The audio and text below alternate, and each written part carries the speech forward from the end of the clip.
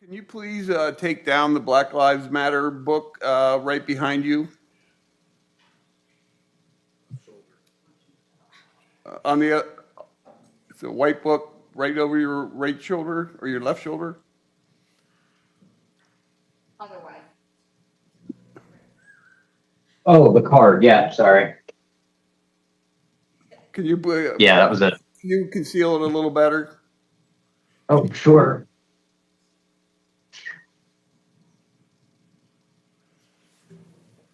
All right. Thank you. Go get jury. Sure. Sorry. All right. Thank you, Your Honor.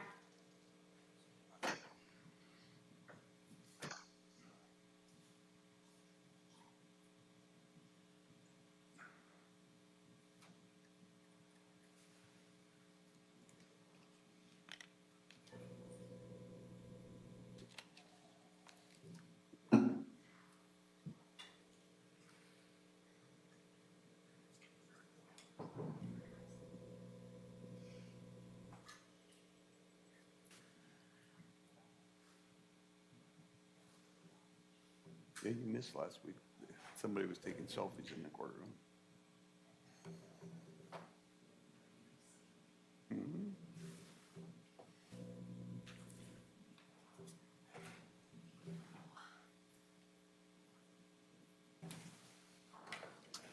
All rise.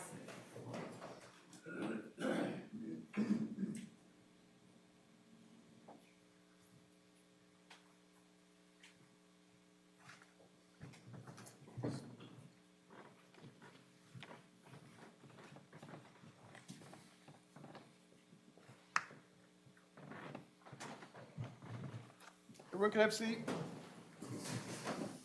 Get your steps in today. Let's take a. Dr. Stoughton, can you hear us now? Yes, Your Honor. You may continue. Thank you. And Mr. Town, you're testifying, is there a reason you couldn't come to court today? Scheduling? Yes, my schedule this week is on the other side of insane, I'm afraid. Okay, so you're testifying from your office? From my home office, yes. Okay, well, thank you for your time.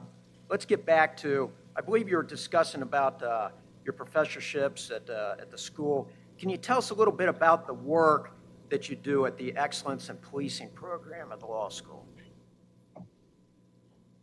Sure. That is a program that was funded by the South Carolina legislature about 4 years ago. We've been fully operational since January of 23. The legislature funded that so that there could be professional development training, especially professional development opportunities for police executives in South Carolina and beyond.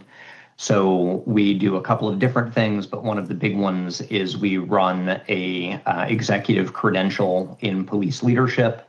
We're on our 4th cohort of South Carolina police executives right now, where they're with us for a total of 8 months. In the 8 months, they meet with us for usually 4 days a week for once a month for that 8-month program. We also do a series of one-off trainings that aren't part of that program where I or my staff travel around South Carolina or beyond to provide primarily supervisor and police executive level training. We also have a research and technical assistance arm. So I have a full-time director of research who works with police agencies doing right now focused deterrence project and hotspot policing research, sort of a crime prevention focus with that. Okay, I'm sorry. Go ahead. And that's just not South Carolina, right? That's just not South Carolina. Yeah, the legislative funding funds our activities in South Carolina. We are active more broadly than South Carolina. The core of our activities right now are South Carolina, but we've done one-off trainings, and then a number of my instructors and I, my staff and I, participate in events well beyond South Carolina, representing EPS in conferences or trainings or professional development more broadly. Okay, and what is your role with the Excellence Program?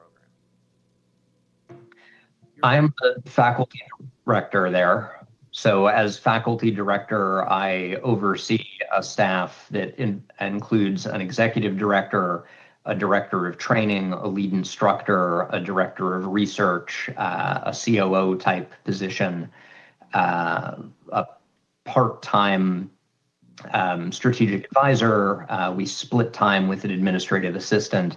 So I oversee this handful, 5 or 6 employees. As faculty director, I do a lot of the development and delivery of certain of our training modules. So when we started our 4th cohort last month, I'm one of the primary instructors in our Principles of Leadership and Management course. I'm one of the primary instructors in our course next week, which is our Civil Rights for Public Safety Leaders course. I also help set the sort of strategic decisions and priorities. So I consult with the staff, but then decide how we're going to continue to expand operations, the sort of scaling and pace as we continue to develop and grow. Okay, and along those lines, are you also a professor at the law school? I am, believe it or not, that's my primary job. The faculty director thing is in addition to that. And what law school is that? The University of South Carolina Joseph F. Rice School of Law. And can you tell us what type of courses you teach there at the law school? Sure. I teach a criminal law course, which is a required course in the first semester of the first year for law students. I teach a criminal procedure course, which is an upper level, meaning 2nd or 3rd year students course that focuses primarily on the 4th with a little bit of 5th and 6th Amendment.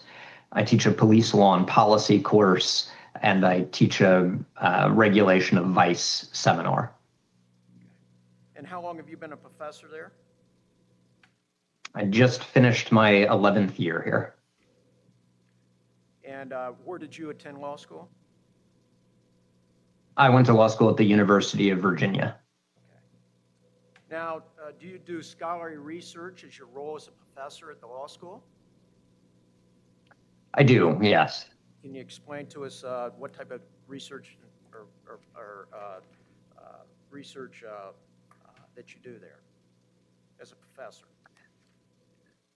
Sure. So I am an academic who studies policing. I do academic studies of policing. I study multiple aspects of policing. A whole bunch of different aspects of policing, from sometimes legal rules that regulate policing. I have articles on the 4th Amendment, administrative rules like policy, less formalized rules that affect police behavior, things like culture, the way that police technologies inform the practice of policing.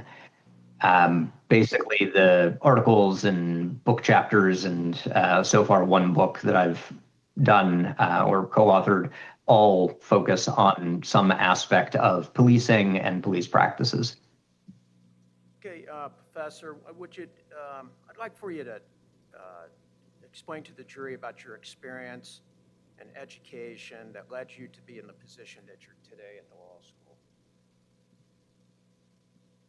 Sure. You mean my professional experience before going to law school? Yes, give us your professional experience that you have. Okay. I started. Mr. Schroyer, do not speak over, especially on a Zoom. I'm sorry. Just beginning at the beginning of your career forward. Certainly. I started my career as a police officer with the Tallahassee Police Department in Tallahassee, Florida. I was a city cop there, assigned to the patrol division for little more than 4.5 years full-time. I left that position and went to a job as an investigator with Florida Department of Education's Office of Inspector General. While I was there for the first 6 months or so, I stayed on as a reservist with the police department, but a reservist is a part-time volunteer position. Sorry, I should specify, it's a part-time position. It's not volunteer. You get paid hourly, but it's a part-time position. I was with the Florida Department of Education's Inspector General's office for between 2.5 and 3 years, not quite 3 full years, before going to law school. Then I went to law school. When I finished law school, I clerked. I worked for a federal judge for a year, and then had an opportunity to go into an academic fellowship, which is where I did. So that's where I started studying policing. That was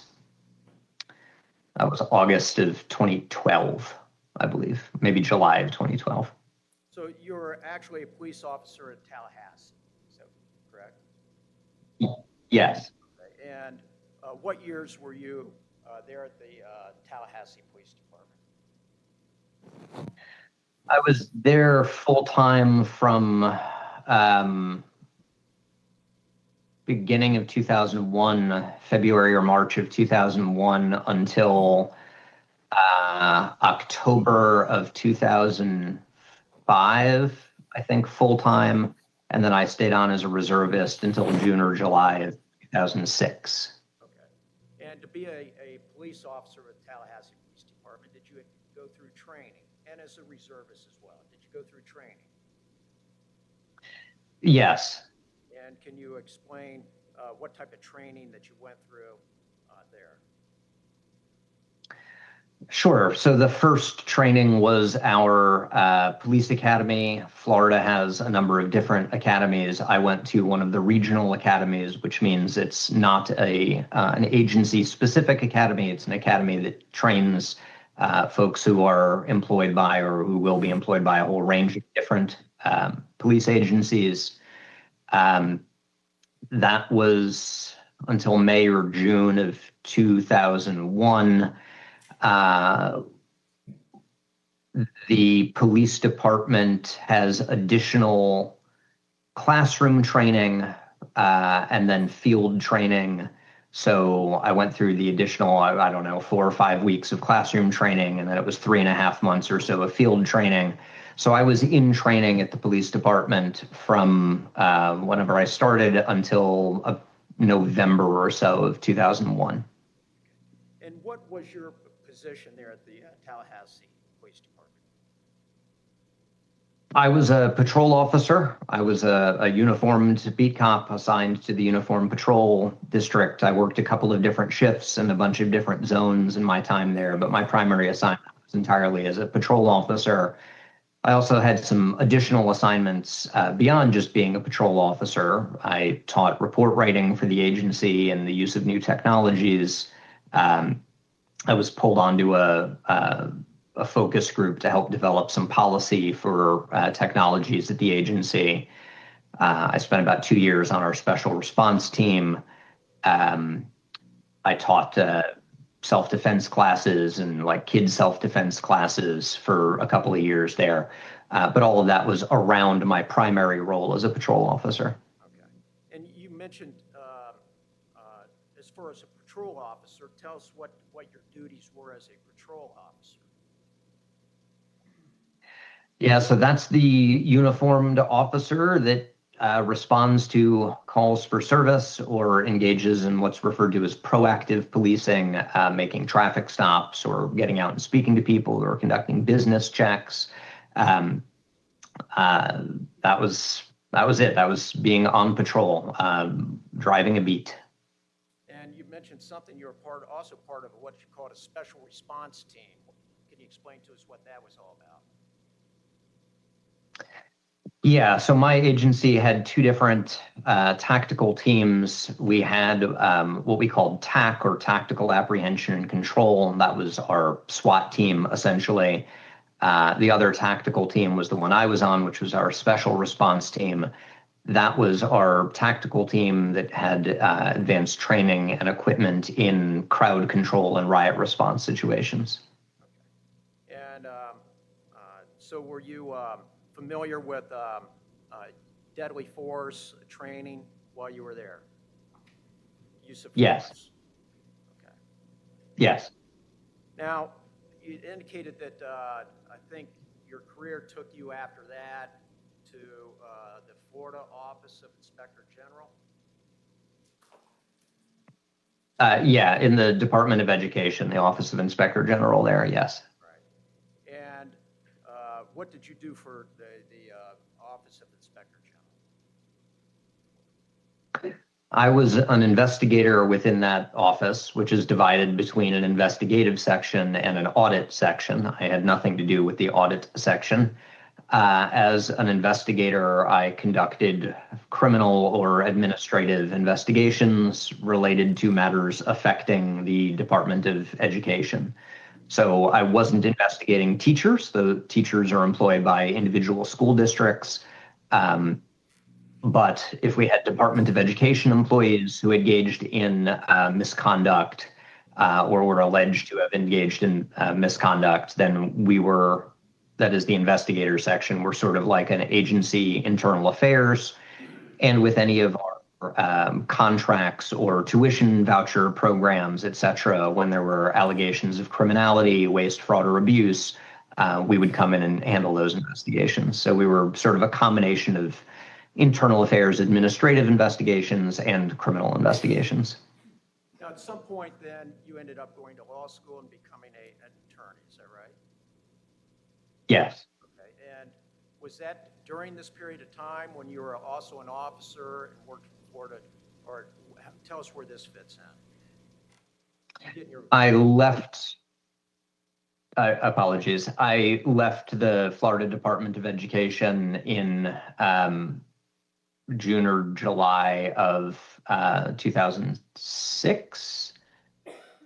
No, 2008, June or July of 2008, which is when I went to law school. So that part did not overlap. Now, I want to get back to your profession here. Have you authored any publications? Yes. Dealing with use of force policing. Yes. Can you tell us about those? Sure. So I have a number of academic articles. I have some book chapters. I have a co-authored book that all focus on tactics, use of force, and issues related to the use of force. Okay. And how many publications do you think you've done on these? Oh boy.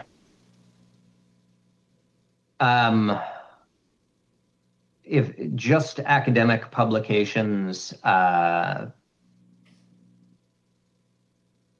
mean, definitely the book, at least 2 or 3 of the book chapters have been on these topics. I don't know, maybe 3 or 4 more of the articles have been on these topics. I haven't broken it out in my head quite that way before. And are you a member of any professional organizations related to your profession? I am, yes. And can you tell us about those? Sure. I am a member of the International Association of Chiefs of Police in the Legal Officers section. I am a member of the American Society for Evidence-Based Policing. I am a member of the American Law Institute, where I previously served as an advisor to the Principles of the Law of Policing Project, and am now an advisor to the Constitutional Torts Project. I am a fellow of the American Bar Association. I'm a member of the Virginia Bar, an associate, meaning a non-practicing member of the Virginia Bar. I am a member of the I'm an associate member of, I think it's the International Prosecutors Alliance. I might have a couple of other professional associations that slip my mind right now. And do you do any consulting, research with other police agencies?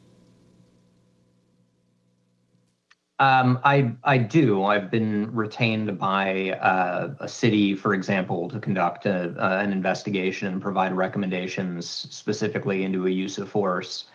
If you mean consulting and training, yeah, I do. That's part of why I can't be there this week. I was in Washington, D.C. yesterday, teaching a section in the Washington Metro's Police Leadership Academy on use of force review and evaluation.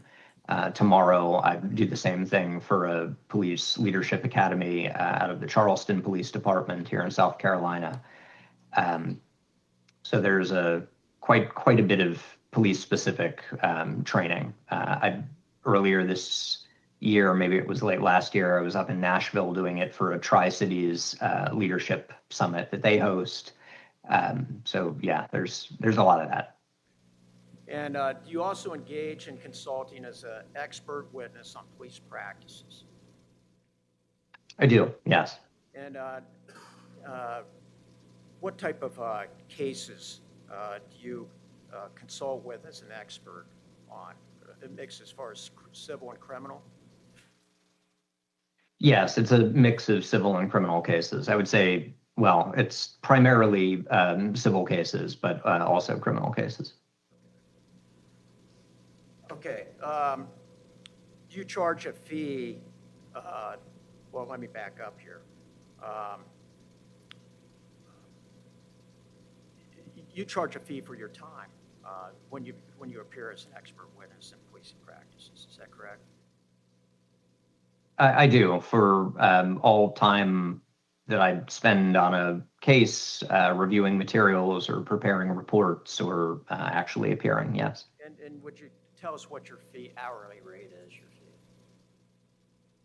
In this case or more generally? Well, in this case. So I was retained in this case at $3.85 an hour.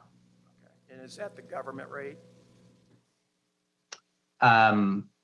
I forget what that was at the time, whether that was a government specific rate or not. My rates have since increased, but that doesn't affect this case. Now, you were contacted by the state regarding this case and to retain you for analyzing the facts and circumstances surrounding the conduct of the defendant, use of force and tactics. Is that right? Yes. Can you, did you prepare reports that would indicate what your findings and opinions were? In this Yes, I did. Okay. And do you have those reports with you? I can, yes. No, I didn't know if you had them with you or not, or whether or not you needed them. Okay. Yeah, yes, I do. All right. And it's okay for you to refer to them if you need to refer to them. Is that okay? Yes, thank you. Okay. So what is your process for analyzing a case such as this? Sure. When I'm initially contacted about a case, the first step is to identify with the attorney what the relevant issues or what types of issues we're talking about. Sometimes in that preliminary conversation, it turns out that it's outside of the scope of my expertise, or maybe it's within the scope of my expertise, but I may be able to recommend a stronger expert, a better expert in that area. Once I identify with the attorney that whatever the relevant issues in the case are within my wheelhouse, then we formalize the retention and I get the materials, or at least an initial set of materials. I review the materials and I can dive into more detail if you want, but essentially I review all of the materials to make sure that I have a thorough understanding of the facts. Once I have a thorough understanding of the facts, then I identify what the standards are that apply to those facts. That is, what the generally accepted principles or practices that applied at the time of that incident actually were. Then I do the work of comparing the facts, the officer's decisions or actions, to that standard. I develop what is at least a preliminary opinion, depending on the materials that I have received thus far. I usually have a follow-up conversation with the attorney and tell them this is what I've reviewed and these are the applicable standards, and here's my opinion at this point, given the materials that I have. And often at that point, the attorney makes a decision about whether I should proceed to formalize my opinion in a report, or in the event that my opinion is not helpful for them, perhaps not do that, and we maybe go our separate ways. Okay, so did we provide you with a bunch of material surrounding this matter? Yes. Okay. And can you tell us, I mean, some was probably maybe relevant to what you needed to make your conclusions and opinions, maybe other material not. Can you tell us what the relevant portions of all the materials you got that you felt was relevant to make conclusions and opinions in this matter on the use of force and tactics?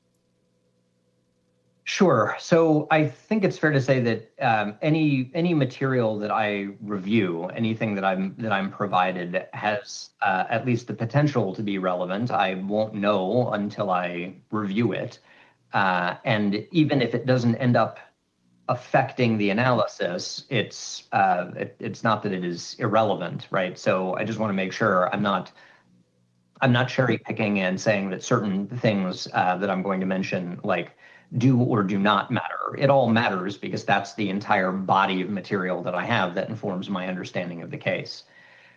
So in this case, I have an incident report from Columbus Division of Police, along with some informational summaries. I have similar reporting from the Federal Bureau of Investigation. There's some information out of the Franklin County Sheriff's Office. There were a number of audio recordings, 911 audio and radio traffic and the like, recorded interviews, photographs. There were some video recordings, security or road video. There was at least one body-worn camera, along with some miscellaneous documents in the file.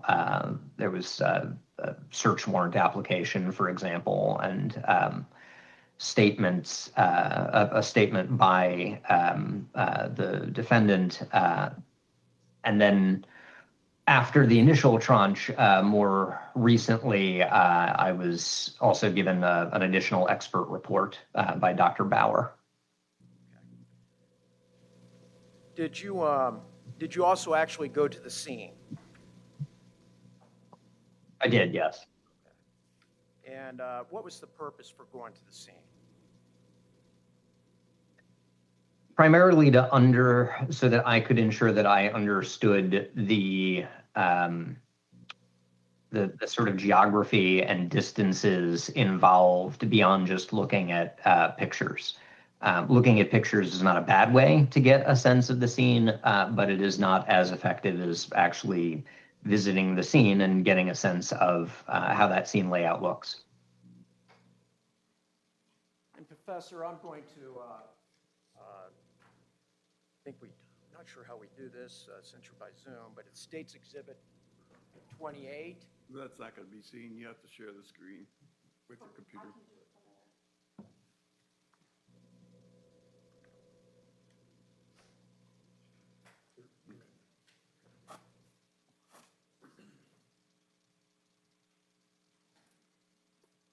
And you've seen that photograph before, haven't you? Yes, I believe so. Okay, and is that the photograph of where 3996 Estates Place, correct? Yes. And so that was part of the materials that you looked at as well? Yes. And as well as when you went to the scene, it just kind of shows out in the yard area with some trees and stuff. Does that refresh your recollection as to what the scene looked like? It does.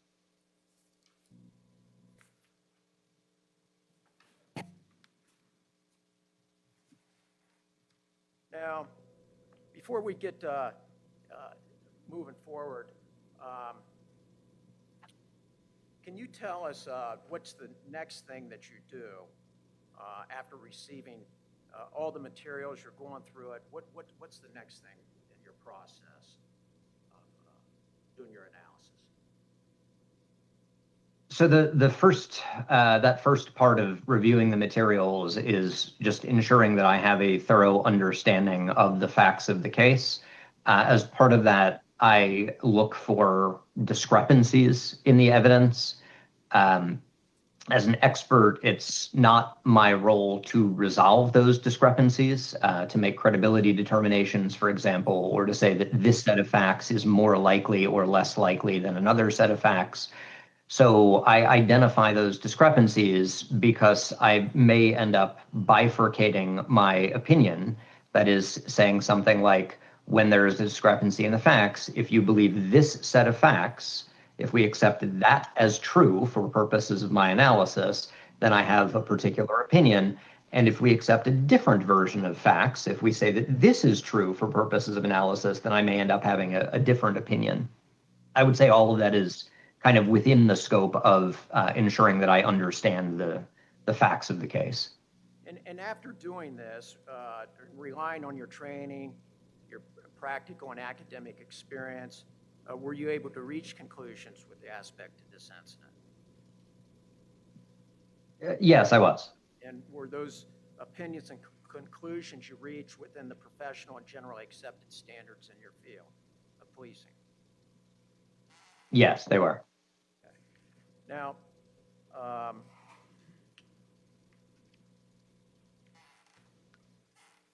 can you, now you've probably covered some of this, but so what is the methodology that you use?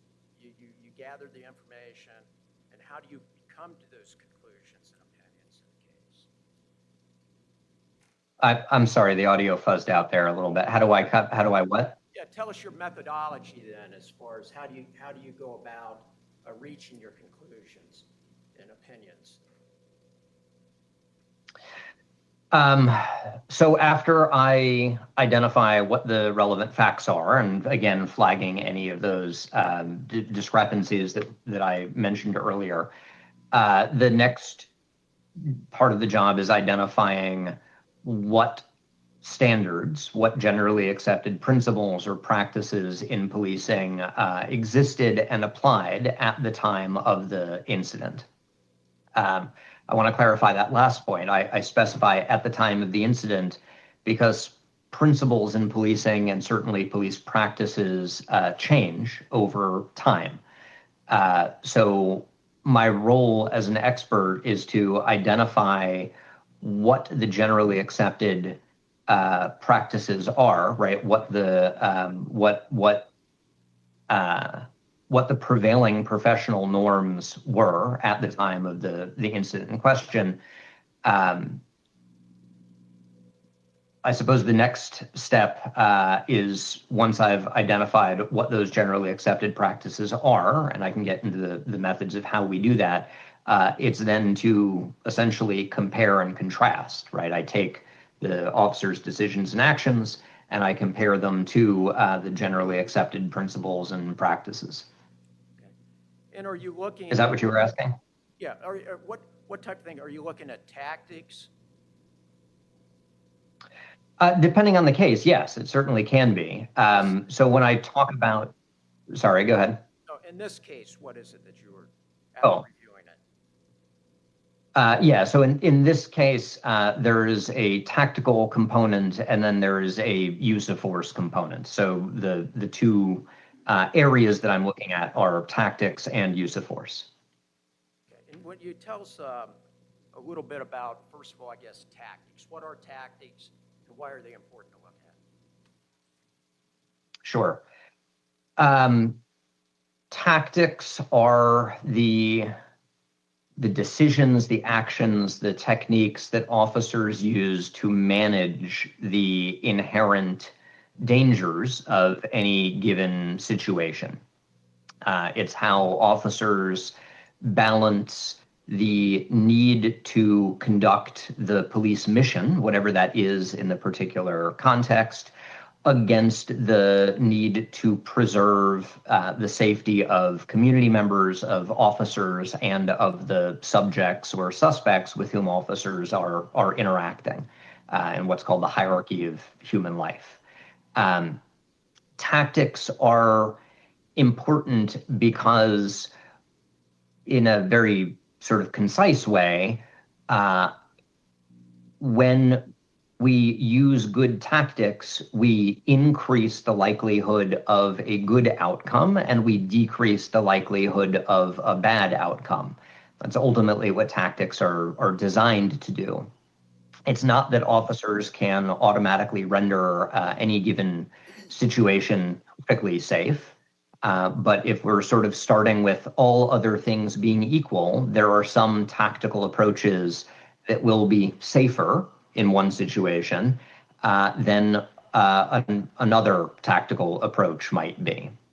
So tactics are the tools that officers use to increase the likelihood of a good outcome and decrease, to the extent possible, the likelihood of a bad outcome. Okay. And how is that relevant to generally accepted police practices? How do these two fit together? Sure. So tactics both grow out of generally accepted principles in policing and also are generally accepted principles and practices in policing, right? If we start with the sort of underlying generally accepted principle in policing that sanctity of human life and preservation of human life is the highest priority in policing. That's pretty well established and certainly generally accepted. From there, tactics are one tool that officers use to do that, to help preserve not only their own lives, but also the lives of community members and the individuals with whom they're interacting in ways that facilitate the safer, if not perfectly safe, the safer performance of police duties. So growing out of that idea of sanctity of human life and being able to facilitate the safer conduct of police operations, policing in the last 100 or so years has developed a pretty wide spread of different tactics, tactical principles and concepts, as well as very specific, sometimes tactical practices that help officers decide and approach a situation in the way that is most likely to get a good outcome or to decrease, again, to the extent possible, a bad outcome. So for a very, very simple example, when an officer makes a traffic stop and the other vehicle pulls over on the side of a busy road, there is at least some risk that an officer who gets out of their car may be struck by a passing vehicle. We use tactics to determine where the officer may position their own vehicle to help reduce that risk. Or maybe we use tactics of the officer walking up on the passenger side of the stopped vehicle instead of the driver's side to further reduce that risk. Or the officer might, for example, get on the public address system and tell the vehicle to pull forward to an area that's a little safer to conduct that traffic stop. That's a very prosaic example. It's a very sort of everyday thing, but that's kind of exactly the point. Tactics are so deeply embedded into policing that there are all kinds of tactical decisions and tactical actions that don't look special because they're really not special, right? Tactics are just baked into the way that we expect officers to go about doing their job. And you mentioned generally accepted police practices. Can you explain to the ladies and gentlemen of the jury what that standard is? What is that? Sure. When we're talking about, well, let's distinguish between two things, right? First, I mentioned principles and practices. And they're a little bit different. When we talk about generally accepted principles, we're talking about concepts or maybe somewhat abstract statements that are nevertheless widely known and relied upon and acknowledged within the field of policing. The one I mentioned earlier, sanctity of human life, is the highest priority in policing. That's an example. It's not a practice in the sense that it's telling officers exactly how to do something, but it's a principle that informs and should inform what officers actually do. And Practices are a little bit more, I'm sorry, go ahead. that's where I was going to next. Go ahead. Practices are a little bit more specific. They are more like protocols or techniques or procedures. So I mentioned, for example, in the traffic stop example, an officer might park their car in this way or that way. They might approach on one side or the other. Those are not principles because they're not abstract. They're very concrete in the sense of guiding what officers are actually doing in a very specific way. So that's what we mean by a practice. Now, both principles and practices are really only relevant for my purposes as an expert when they are generally accepted in policing. And what I mean by generally accepted is these are the prevailing norms. These are conventional, these are customary. These are the things that I would expect if I had gone to any officer at any agency, pretty much anywhere in the country. They would say, yeah, that's more or less how we do things. That's right. Because that represents not just a specific agency's practice, but it represents a consensus, a general accepted principle or practice across the profession of policing.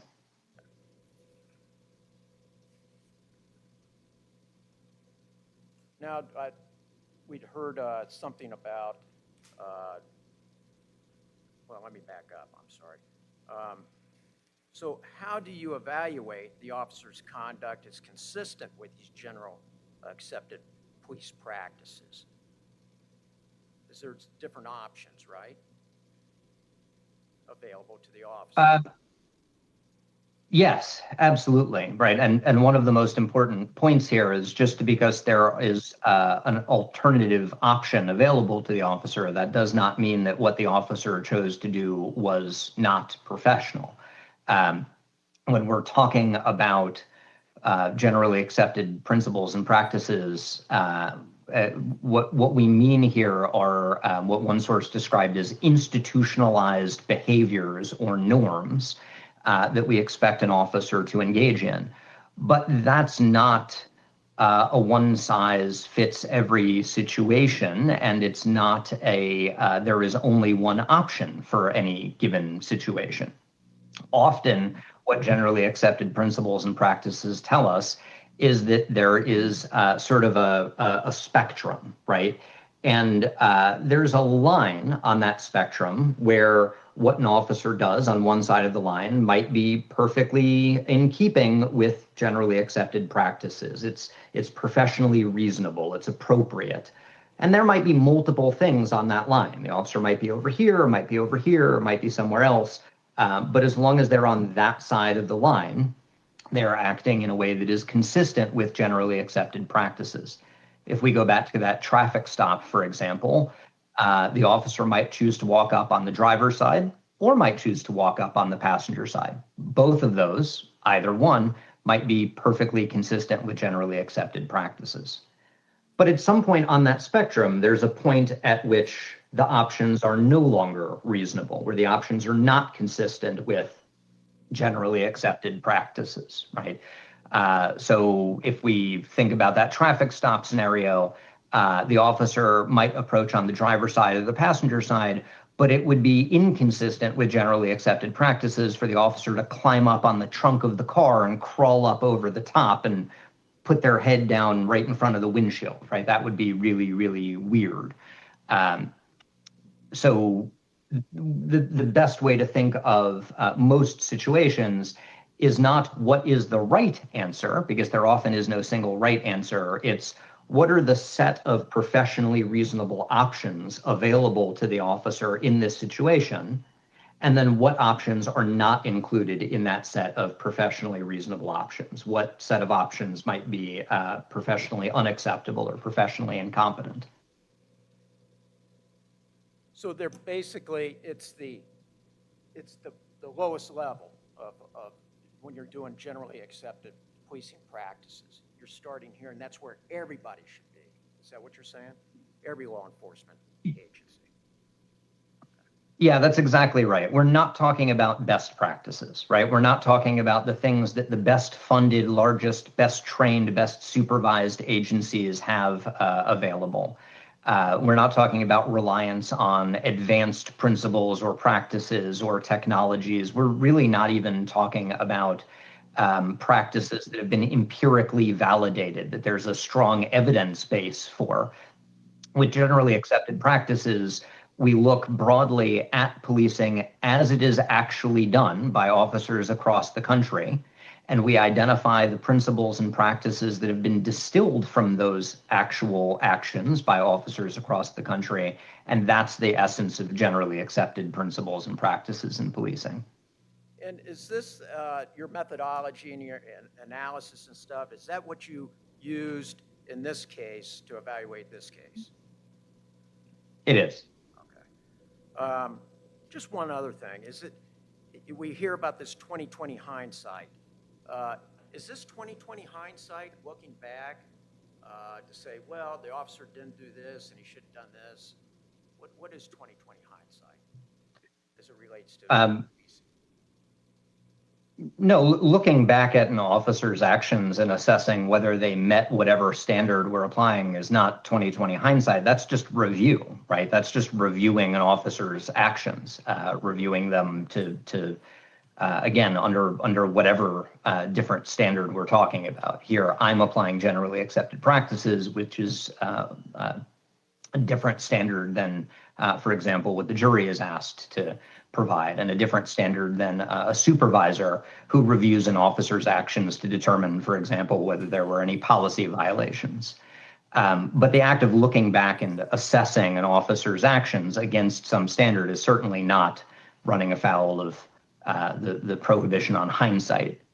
The prohibition on using hindsight, or what's often referred to as the 20/20 vision of hindsight, that refers to taking information that was not available to the reasonable officer at the time, or said slightly differently, taking information that was not reasonably available at the time and acting as if it was available at the time.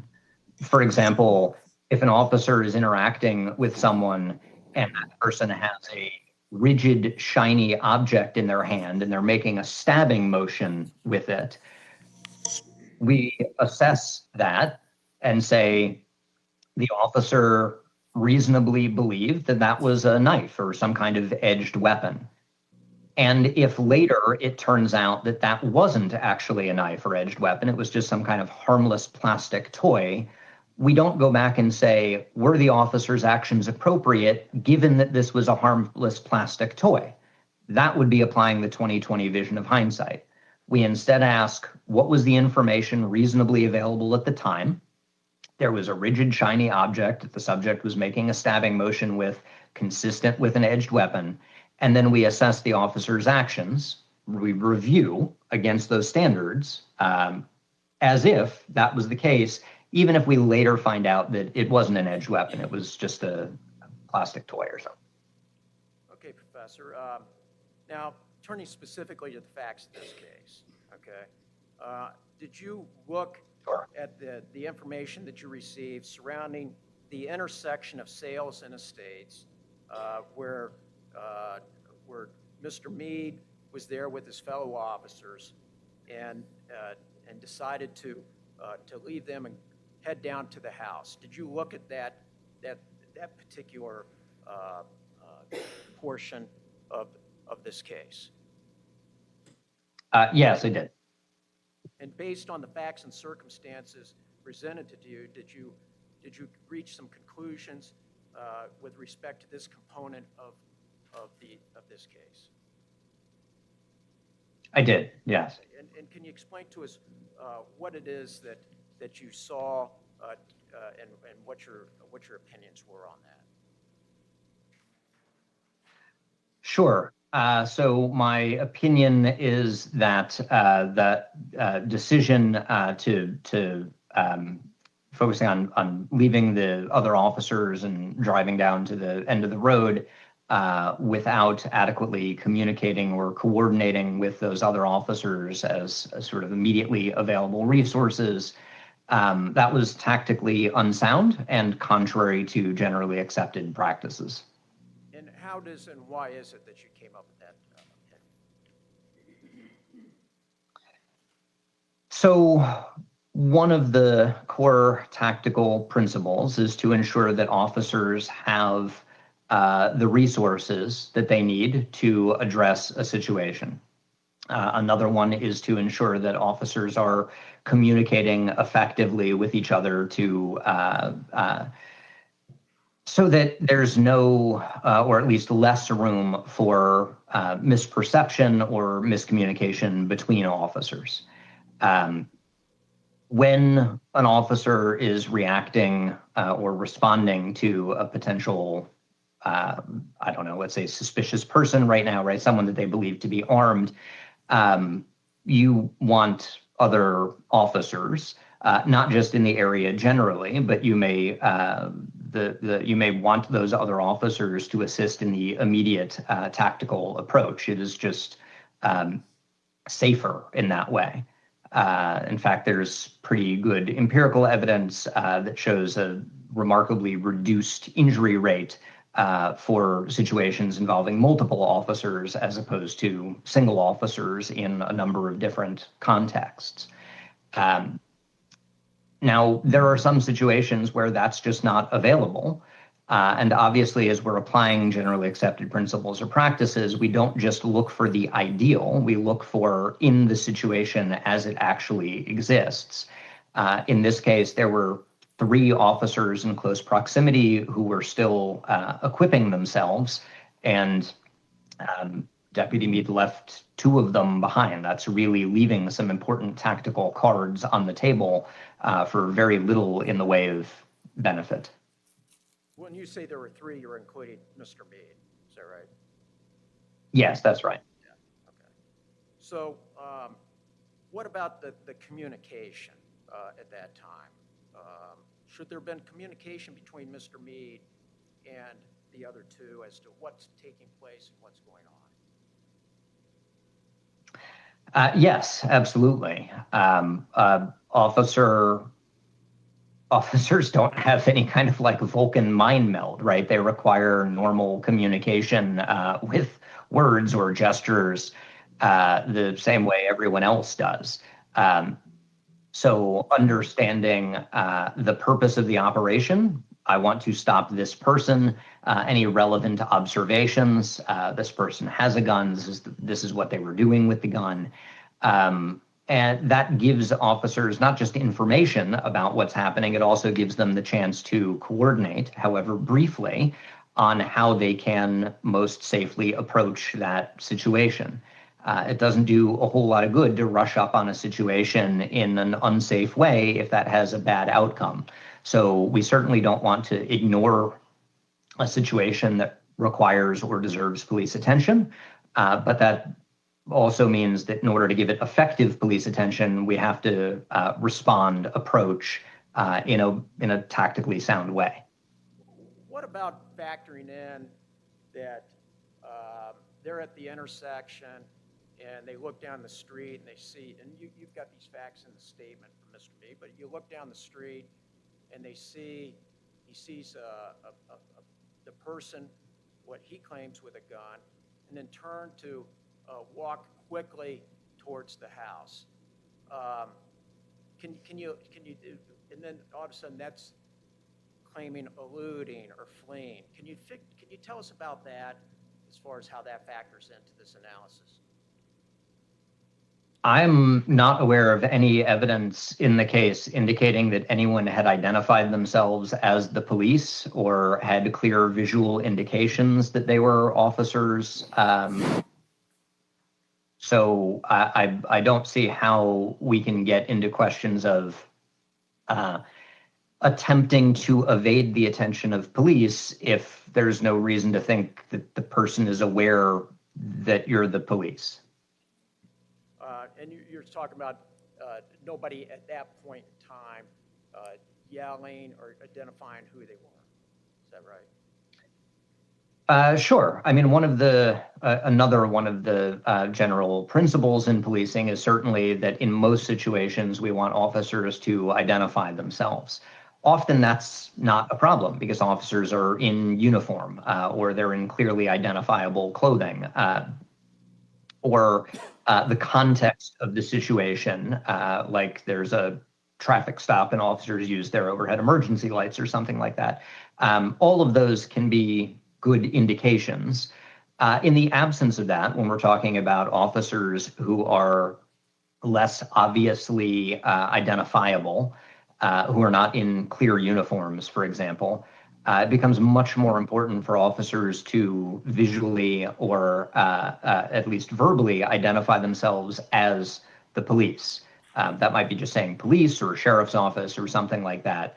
That's important for at least two different reasons.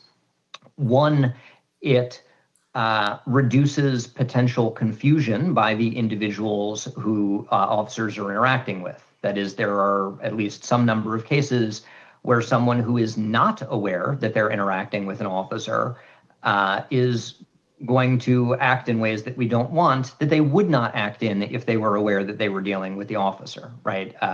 Just having, imagine having someone come up on the street and just start yelling "stop" at you, right?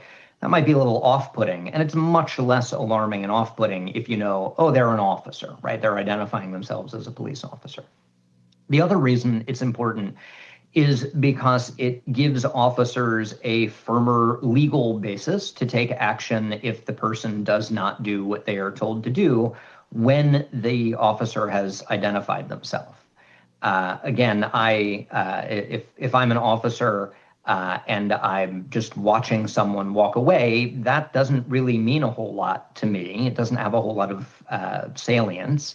On the other hand, if I'm an officer and I identify myself as an officer and I tell that person to stop and then they walk away, not only have they walked away, but now they've walked away in the context of they know, or they at least should know, that I'm an officer giving them a command, right? So that actually changes the nature of that interaction from someone walking away to someone disobeying a specific police command in a situation where it was clear I am the police.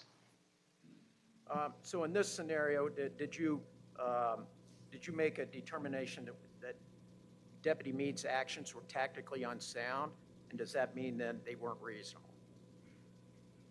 Yes, that's correct. Now, the next component is that when driving down to the end of the street to the house, did you evaluate that component in the case? Yeah, sort of in the same vein that we were just talking about, the decision to drive down to the end of the house and then go up to the fence. Okay. Then, yeah, so his decision to approach Casey Goodson when he got out of the truck and to approach him, did you evaluate that component? Yes, I did. Okay, and can you tell us about that as to your analysis of the defendant's practices here at that component of the incident? Sure. So again, starting with generally accepted practices, as a tactical matter, as I mentioned, we want to mitigate to the extent possible the dangers of a particular situation or interaction. One of the dangers with someone who is believed to have a firearm is that they may use the firearm, right? So how do we mitigate that particular danger?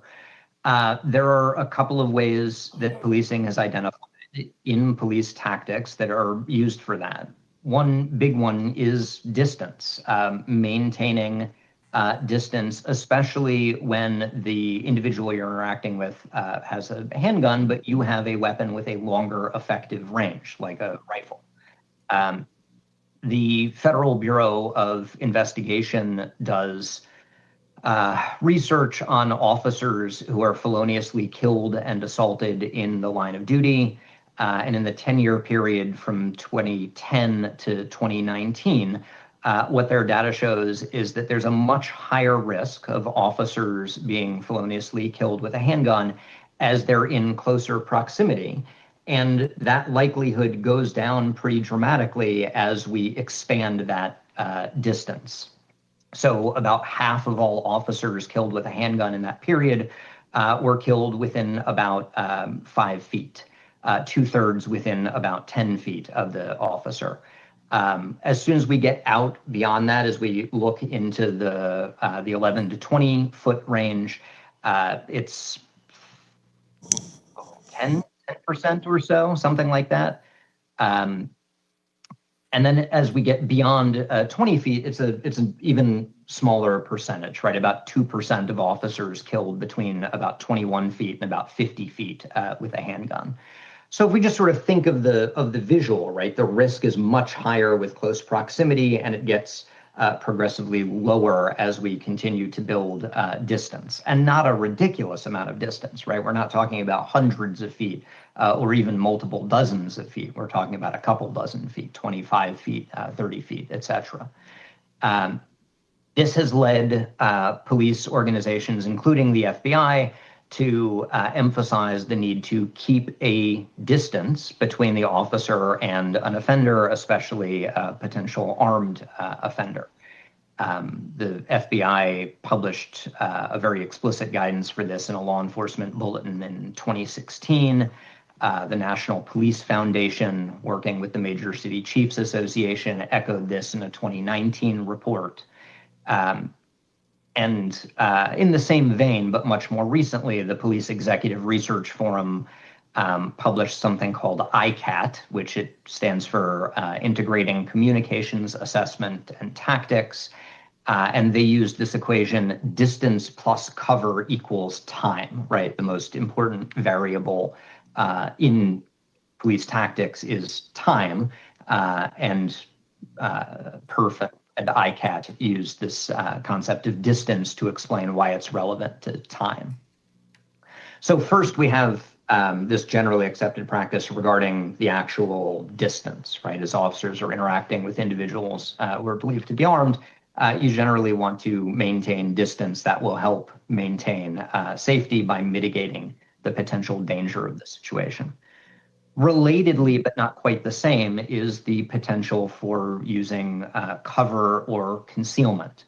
These are generally accepted tactical practices in policing that relate to the use of obstacles that officers can take advantage of to either prevent an attack from reaching them, that's called cover, or make it somewhat harder for the subject to see them, even if it would not prevent an attack from actually reaching them. That's called concealment. In short, as we're talking about officers interacting with an individual who they believe to be armed, generally accepted principles and practices in policing would tell us that officers should maintain some distance, especially when they have advantage of a weapon that has a longer effective range. And they should take advantage, to the extent possible, of tactical availability of cover or concealment. Taking those generally accepted principles and practices and applying them to this case, that just did not happen. So I'm going to go back to State's Exhibit number 28. Rachel?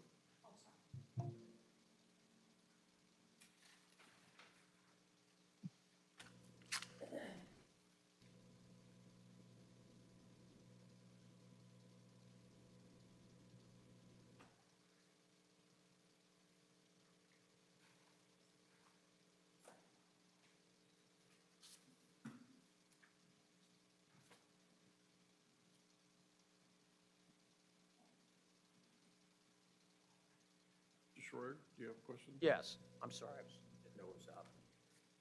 You review, upon looking at this and going to the scene, did Mr. Meade have what you're describing as cover that could have been utilized in this matter? It's certainly plausible, yes, to have utilized that tree that's just just right of center in that image. There's also at least some potential of using the other tree that you can see a little further to the right as something that would provide cover from handgun fire. Even using the fence, which would not provide cover but would provide some degree of concealment, would have been plausible. And that's, of course, to say nothing of positioning the vehicle in a way that could have allowed for tactically appropriate cover or concealment. Okay. Now, Professor, sometimes officers do have to act quickly to an incident. Is that correct? Yeah, absolutely. And in this particular case, relating to this, was there any reason for Officers Meade, you're talking about distance, to approach in the manner that he did? Yeah, so there are definitely situations where officers have to reply and respond very, very quickly and even aggressively, right? Think of something like an active shooter situation where there is a currently existing threat as someone is trying to murder or maybe actively murdering other people. This is not that situation. In an active shooter situation, we have pretty strong reason to believe that other people are actually in danger. It's not speculative. We have a pretty good evidence base to say not just that this could potentially happen, but that it is definitely happening, right? It is a danger, it is a threat, it is harm that is occurring right now. In a situation like this, there are more areas of uncertainty, but uncertainty does not justify bad tactics. Uncertainty does not justify issuing basic safety principles. Maybe the better way to think about this is tactics are about managing risk and reward. They're about cost and benefit. There are lots of tactics that we expect officers to use that will create some danger, right? Running into an active shooter situation puts the officers in danger. That's a cost, and it's not one that we should be light about. However, in the context of an active shooter situation, that cost is worth the potential benefit because the cost of not doing that is very clear and very, very high. And we go back to that idea of hierarchy of human life where we preserve the innocent bystanders, officers' lives, and then the subjects or criminal suspects.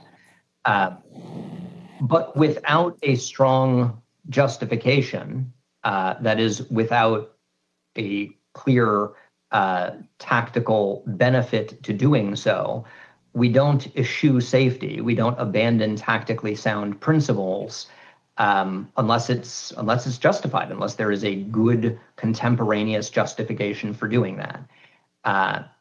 And just having a situation like this, no, that is not that does not justify abandoning the sort of basic tactical principles of safety.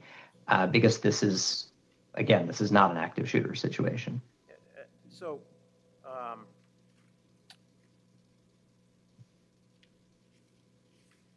was there anything that you saw, I mean, that other than that Casey Goodson was up at his door that would lead a reasonably objective officer to believe that there was going to be some type of home invasion or anything like that that would maybe fall into what you're talking about, an active shooter or anything along those lines?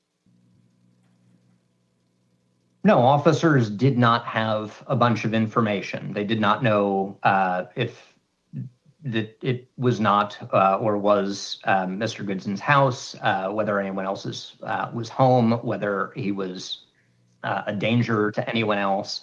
And I want to emphasize that officers did not know that, but that's kind of the normal situation for police officers, is to not know something, right? Here's a very rough analogy. When an officer drives down my street, the officer has no idea whether crimes are being committed behind all of the closed doors on the houses on my street. That does not give them justification to go kick in those doors. In order to justify that tactic, in order to justify doing that more invasive thing, in order to justify potentially raising issues with their own safety and the safety of community members, officers would have to have specific and articulable facts to suggest that there was a crime occurring, that there was an imminent threat that justified that kind of response. So the absence of information is not a good basis to act. The presence of information is a good basis to act, and that's not present here. So speculating or guessing, is that those are the type of mentality that should not be used in assessing the situation? I think it's fine for officers to anticipate what might possibly happen, but that's where good tactics come into play. You use good tactics because you anticipate the possibility of things going bad, but you don't abandon good tactics because you anticipate the possibility of things going bad. That's all the more reason to use good tactics. And yes, I agree, officers certainly should not abandon safe tactics just because something might possibly be happening. You abandon good tactics, or a better way to put that is you use situationally appropriate tactics based on the situation that exists, not on the infinite number of situations that might possibly exist. And how does risk versus reward come into this?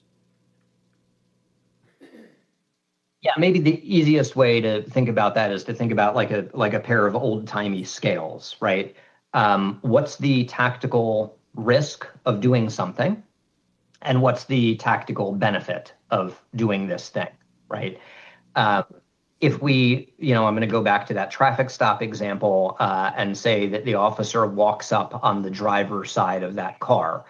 Well, the tactical risk of doing that exists, but it's not super heavy, assuming the officer has parked their car in a particular way. So there is some tactical risk with walking up on the driver's side of a car that's parked next to a busy roadway. On the other hand, is there a tactical benefit to doing that? Sure, the officer gets to interact with the driver of the car and actually conduct that traffic stop. On the other hand, if we compare that to the officer climbing over the back and the back and roof of the stopped car, is there any tactical risk to doing so? Yes, the officer could fall off. He could damage somebody's property. It's going to look really weird, which might bring some problems for the agency.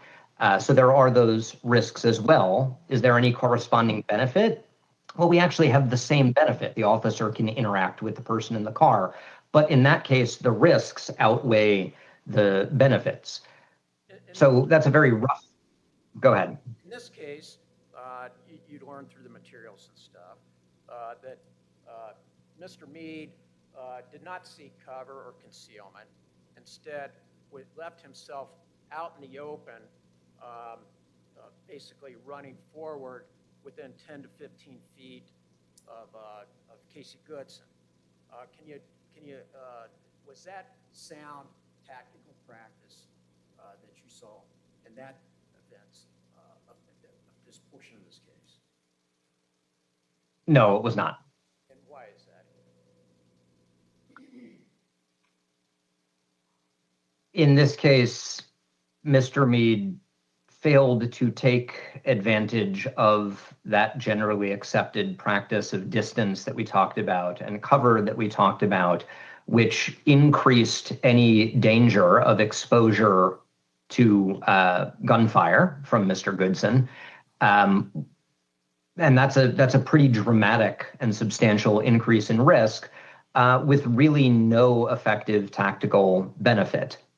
The officer was Mr. Meade was in no better position to control Mr. Goodson's movements he was in no better position than he would have been with a rifle to effectively engage him using distance and cover. So there is really no additional tactical benefit, but substantial additional tactical risk. And the risk very clearly outweighs the benefits.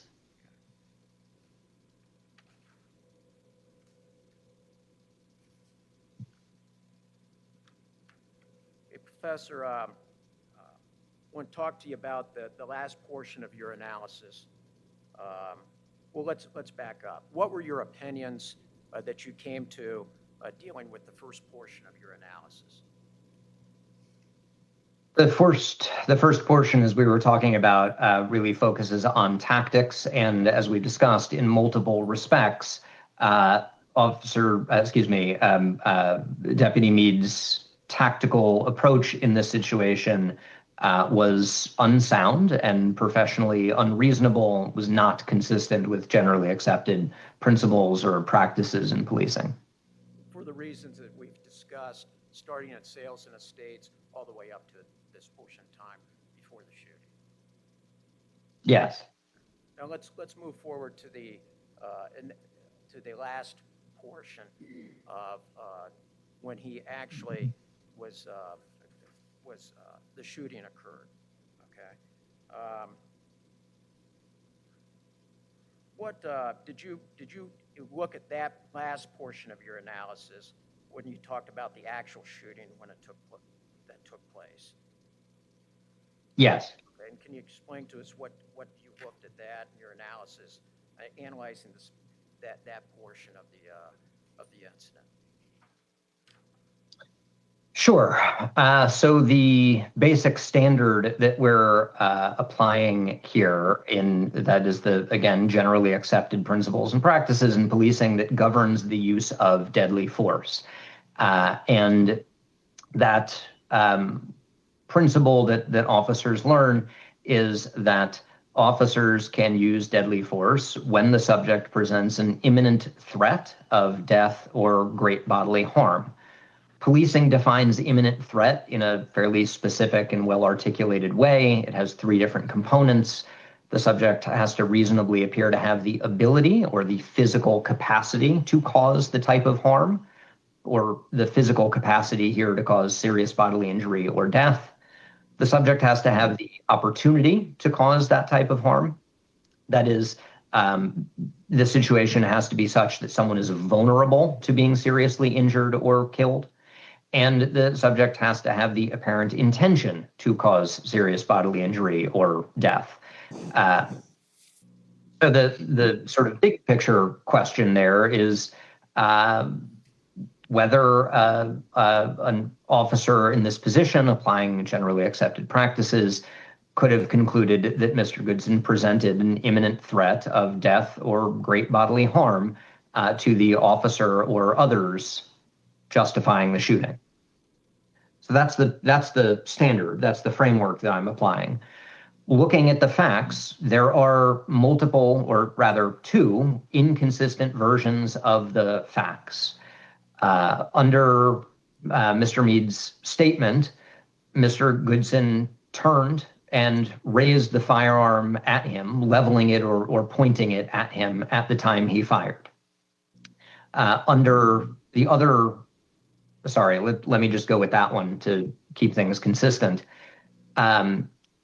If you accept those facts as true, if you say those are the facts that I believe are in effect, then I think it's actually very clear that there is an imminent threat of serious bodily injury or death in that situation. Applying those facts, Mr. Goodson had the ability with the handgun, the opportunity, pointing it at an officer who was, again, within that roughly 10 to 15 foot range with no cover or concealment, and had the apparent intention to do so because he was turning and lifting the gun towards the officer. So if we adopted that version of the facts, my opinion is that the use of deadly force was reasonable and consistent with generally accepted practices, setting aside everything that we talked about earlier with the tactics, right? Just talking about the use of force. The other version of events which I understand from Dr. Bauer's analysis in his report. You may.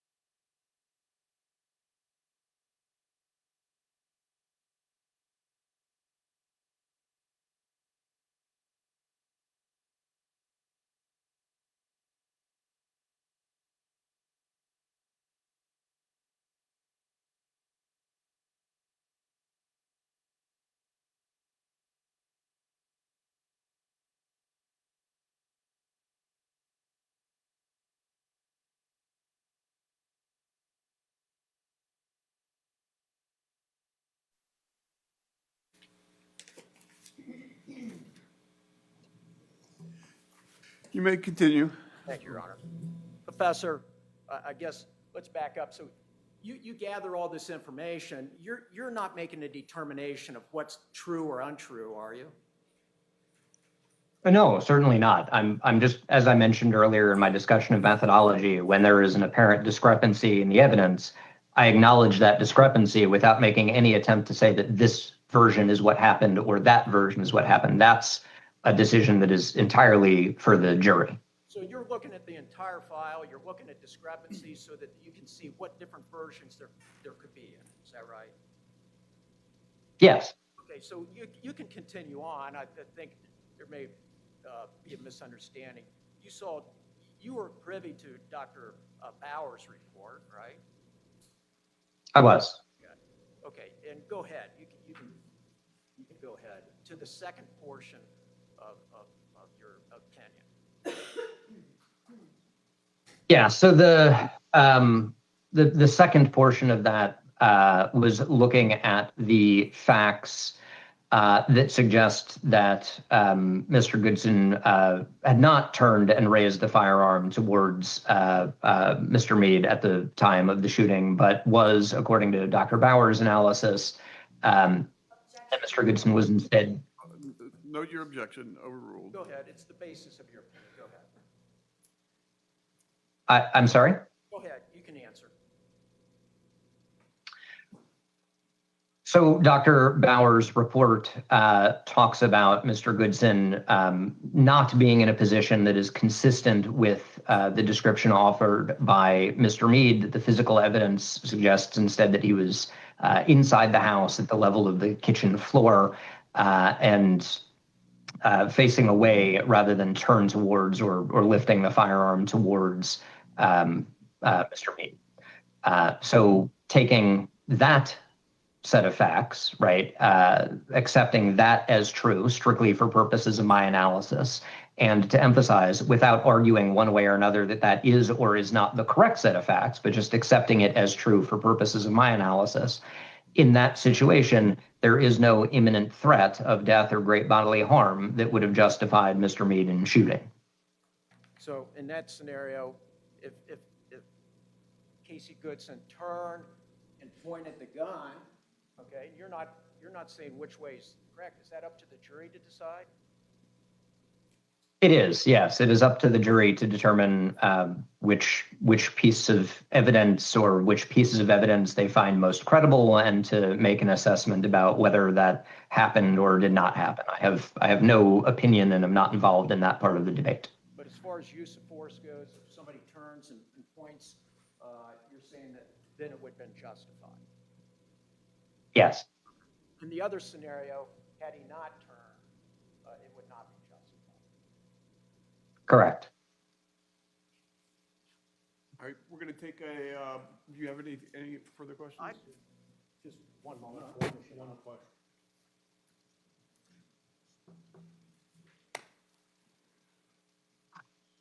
And if I could, Your Honor, just, would you, we're summing up.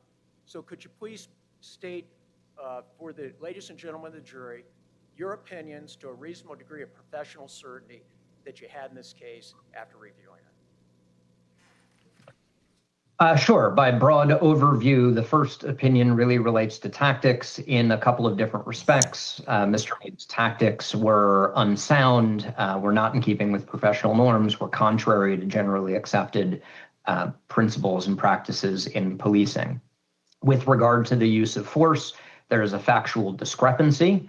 If you believe one set of facts, that is that Mr. Goodson turned and raised the gun towards Mr. Meade, then there was an imminent threat of death or great bodily harm that justified the application of deadly force under generally accepted principles and practices in policing. If you believe the other set of facts, that Mr. Goodson did not turn and raise the gun, but was instead in the house not doing that, then there was not an imminent threat of death or great bodily harm, and thus the application of deadly force was not justified and was contrary to generally accepted principles and practices in policing. It would be unreasonable. And that's to a reasonable degree of professional certainty. It is, yes. Okay. Dr. Sultan, we're going to take a 15-minute break. Ladies and gentlemen, do not discuss this case among yourselves. Do not permit anyone to discuss it with you or in your presence. It is your duty not to form or express an opinion on the case until it is finally submitted to you. 15 minutes. All rise.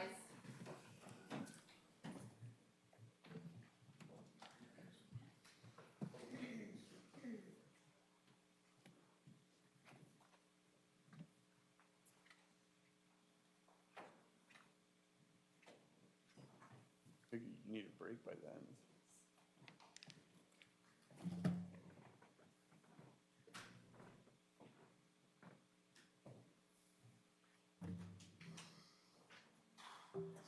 Everyone have a seat. Your Honor, Ms. Stevens has to put a quick thing on the record. What's that? May I proceed, Your Honor, just to put something on the record very quickly? Very quickly, because she needs a break. Thank you so much. Your Honor, at approximately 10:06 a.m., Professor Stoughton admitted that he is applying a different standard than what the jury is being asked to apply. Because he's applying a different standard than what this court will absolutely instruct this jury on, we are moving to strike the entire first part of his testimony. Thank you. Any response? Using general policing practices, he just testified to it. All right, 15 minutes.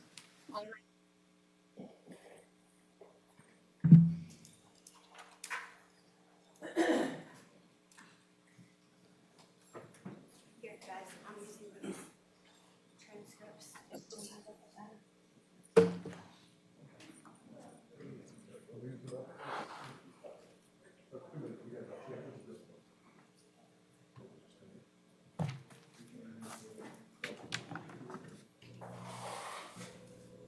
I take it you have his report, both of his reports?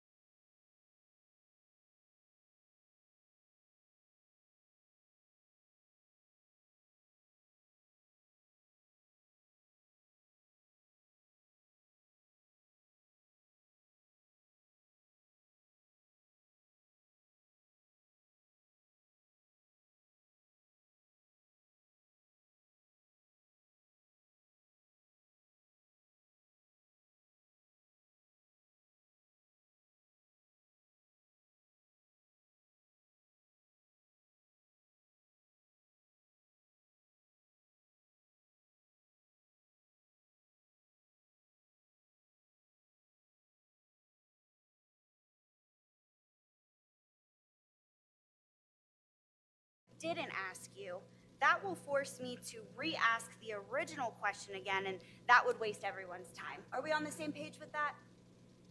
Sure. Now, this is an important case, correct? I mean, I think every case is important, but sure, sure.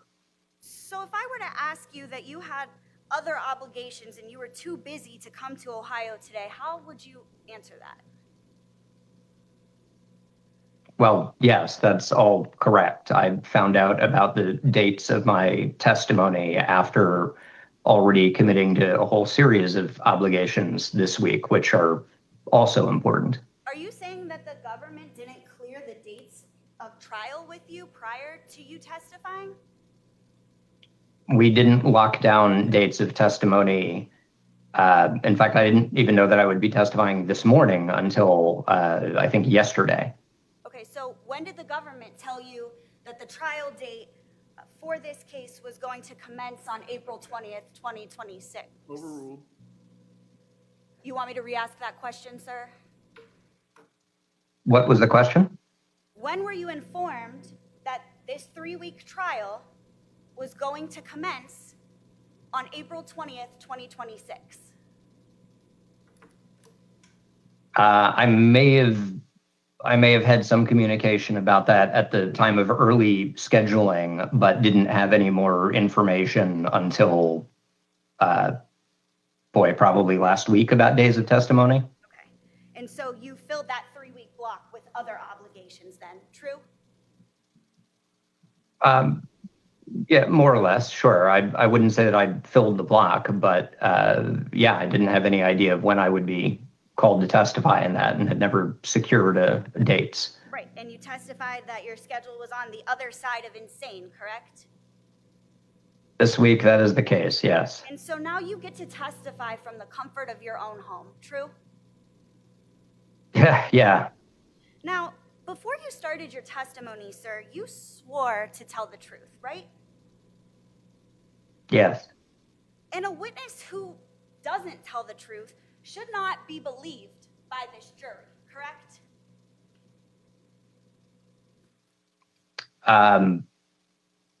Sure. Thank you. Now, I kind of want to start where Mr. Schroyer left off. Do you recall him speaking to you about reviewing Dr. Bauer's report? Yes. And that was the basis of your conclusion. You have your report in front of you, sir? Yes. You testified to Mr. Schroyer that Dr. Bauer's report was the basis of your conclusion for number 2A, correct? There were some other bases as well that we did not talk about, but yes, that's the one that we discussed. You didn't talk about the other bases that led you to that conclusion, correct? Right. Okay. Now, you produced 2 reports, true? Yes. The first report was produced on June 5th of 2023, correct? Yeah, that sounds right. And you would agree with me that on pages 6 through 10 of your first report, you list all the materials that you have reviewed, true? Yes.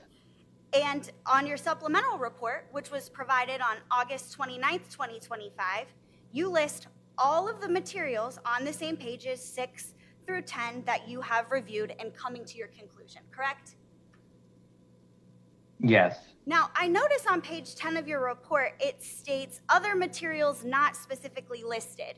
Can you tell the ladies and gentlemen of the jury what other materials you reviewed in this coming to your opinion that aren't listed for whatever reason in your reports?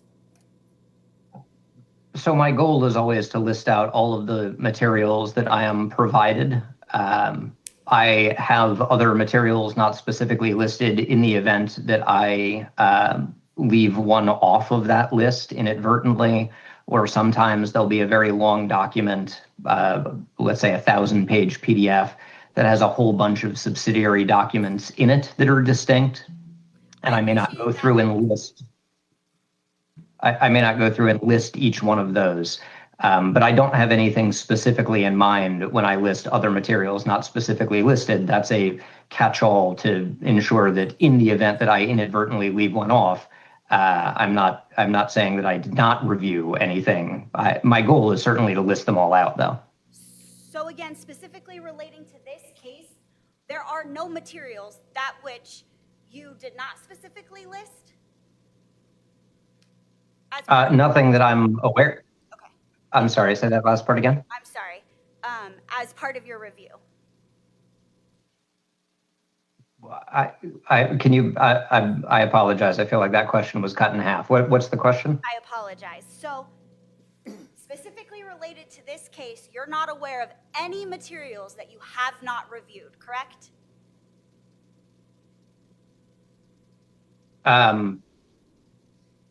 Right. Yeah. I think I'm right. I would not be aware of materials that I would not have. Yeah. Right. I think I agree with you. I'm not sure I understand, but I think I agree with you. You reviewed all the materials listed in your reports, true or false? Yes. Thank you. True. Do you remember when Mr. Schroyer was talking to you about a police officer identifying himself? And I wrote the quote down, and you stated that you were aware of no evidence in this case that Jason Meade identified himself as a police officer. Do you remember that questioning? Yes. Okay. And you agree that that's what you said to Mr. Schroyer on direct examination, true? Yeah, I think we were talking about verbally identifying as an officer at a particular time in the events. Yes. I think you were talking about police markings also. Do you not recall that part of the conversation? We talked about uniforms. Yes. Okay. Overruled. Thank you, Judge. I'd like to talk to you about some of the evidence that you did in fact review that's listed in your reports that clearly identify the police as the police. If I may have the Elmo, Miss Cook.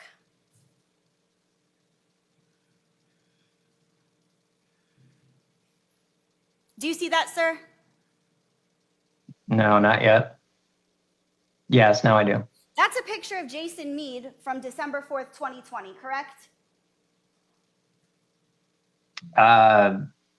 Yeah, so I understand. I'd have to go back and check the date, but that sounds right.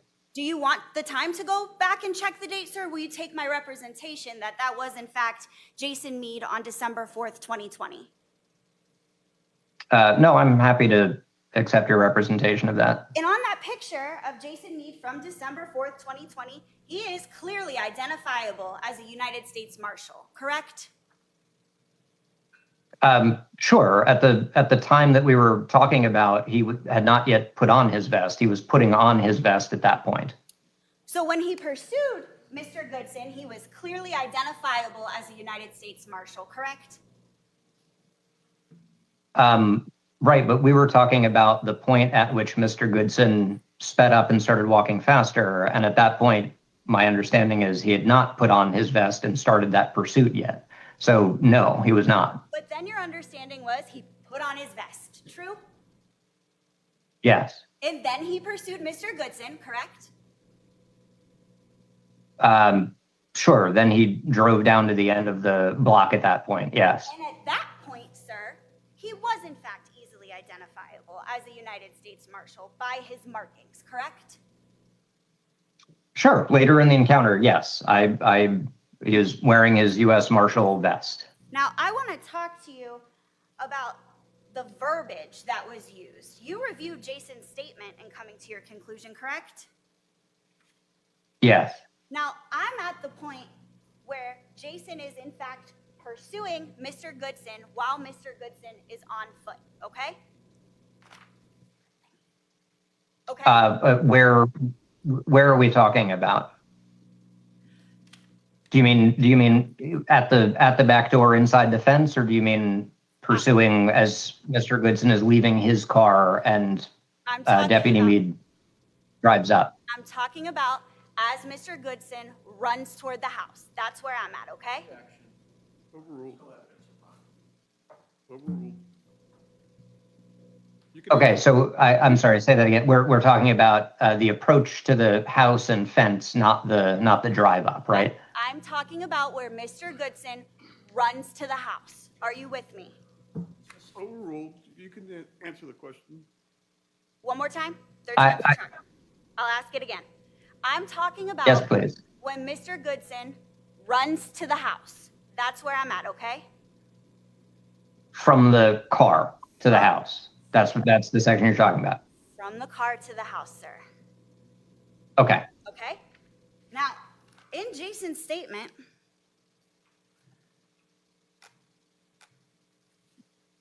as I did so, the suspect pulled open the storm door. I yelled, U.S. Marshals, it's the police. You would agree with me that at some point during that encounter, he absolutely identified himself as the United States Marshals and the police, correct?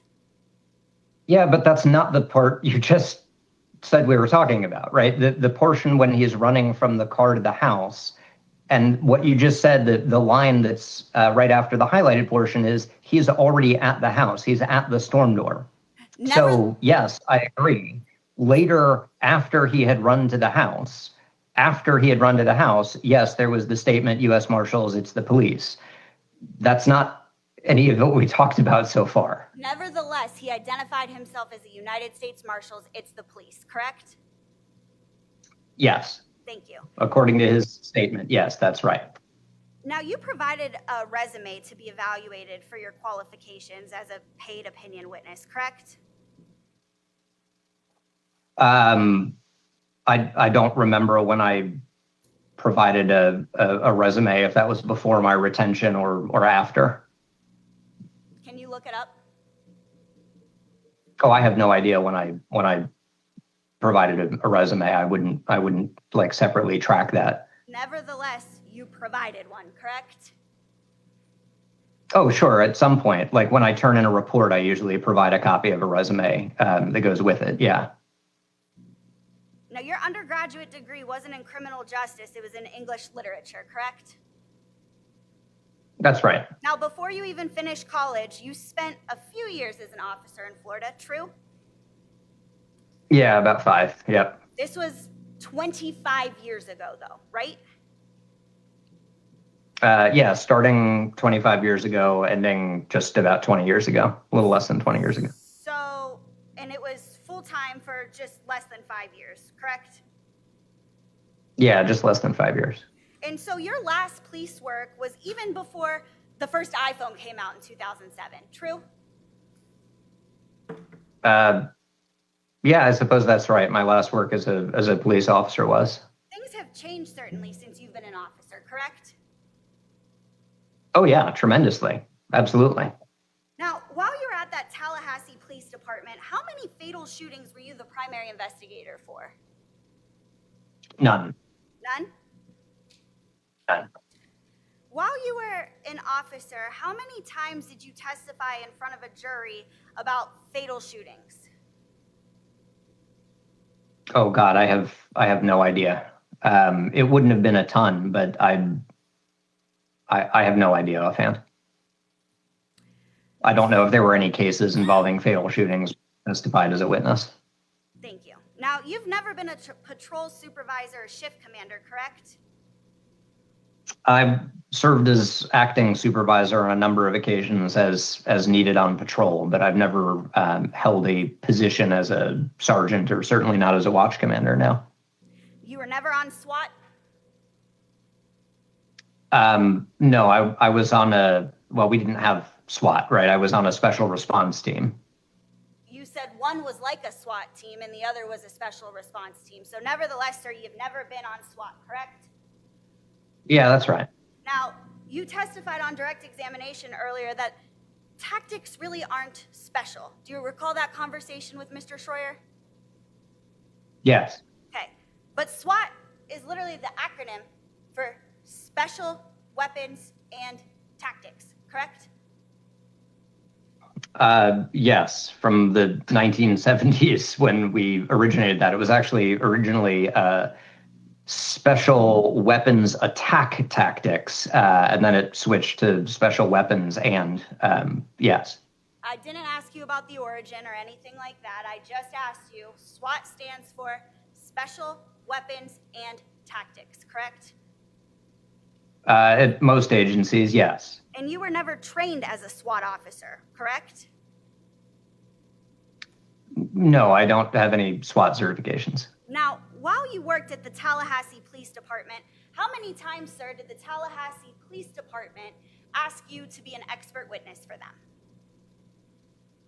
Oh, never as a patrol officer. Never. Now, you were never certified to be a police officer here in the state of Ohio, were you? No, You've never been commissioned or certified to enforce laws here in this state, true? true. Now, certainly as a paid witness, you know a lot about Ohio law and what it allows for police officers to do, correct? Sorry, what do those things have to do with each other?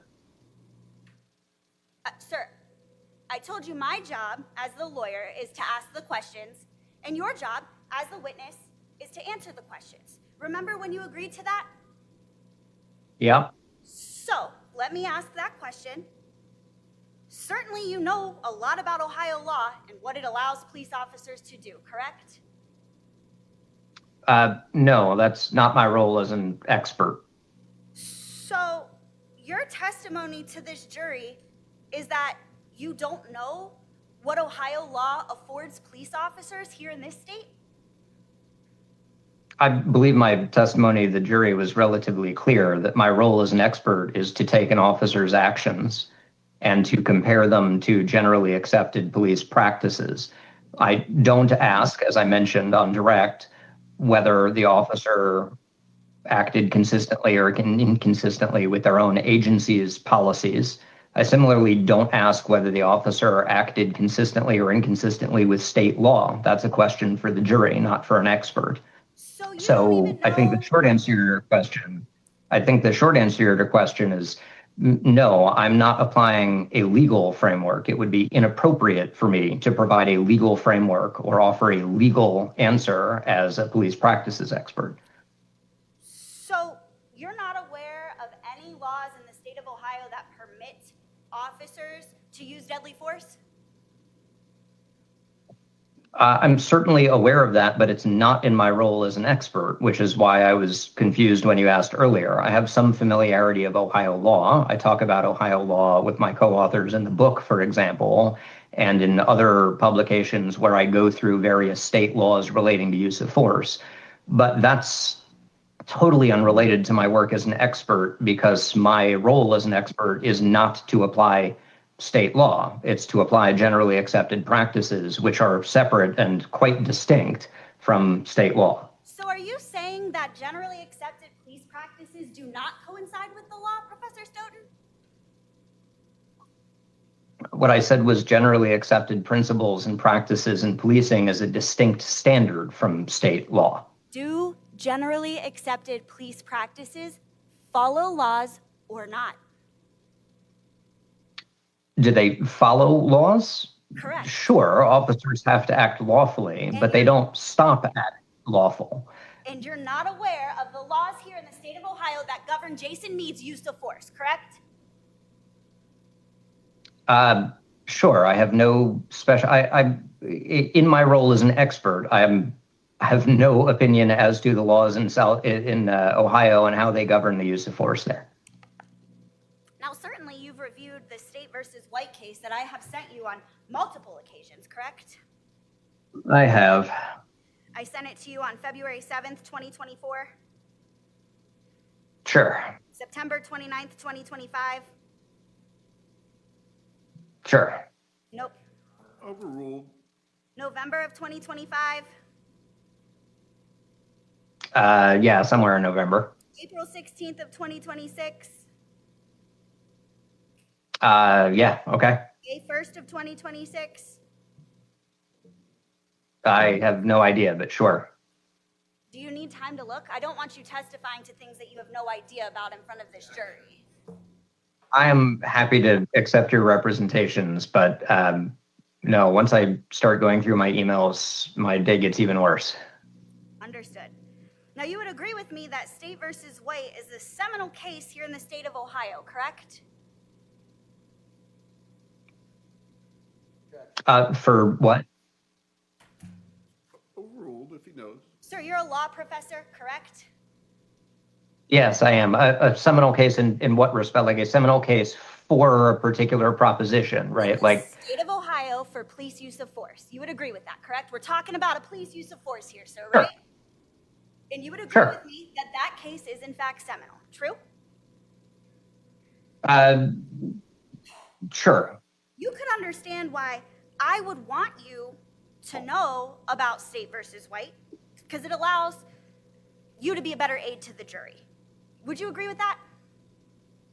No, I do not, because I think that it confuses the role of an expert who is providing testimony about whether an officer's actions are consistent or inconsistent with generally accepted practices, Let's talk which are the about, prevailing norms. I'm sorry, I'm not quite finished, which are the prevailing norms of policing around the country. And the very specific question of whether an officer's actions are consistent or inconsistent with state law, which is far outside the scope of what I, as an expert, hold an opinion in. And I certainly should not be the one educating the jury on the state of state law. So no, I disagree with that. okay, well, let's talk about the case of State versus White, sir. Objection, Your Honor. You answered the question. Overruled. Let's talk about the case State versus White. It actually talks a lot about how police officers are trained here in this state, doesn't it? Sure, there's at least some discussion of that. There are 54 separate times in the opinion, sir, does State versus White mention the word training. You have no reason to disagree with that, do you? No. Certainly, you could understand why I would want you to know how police are trained here in this state to be a better aid to the jury in order to say if in fact Jason Meade was consistent with generally accepted police practices, correct? No, because again, I'm not trying to say that what he did was consistent or inconsistent with state law or what he learned at a state academy.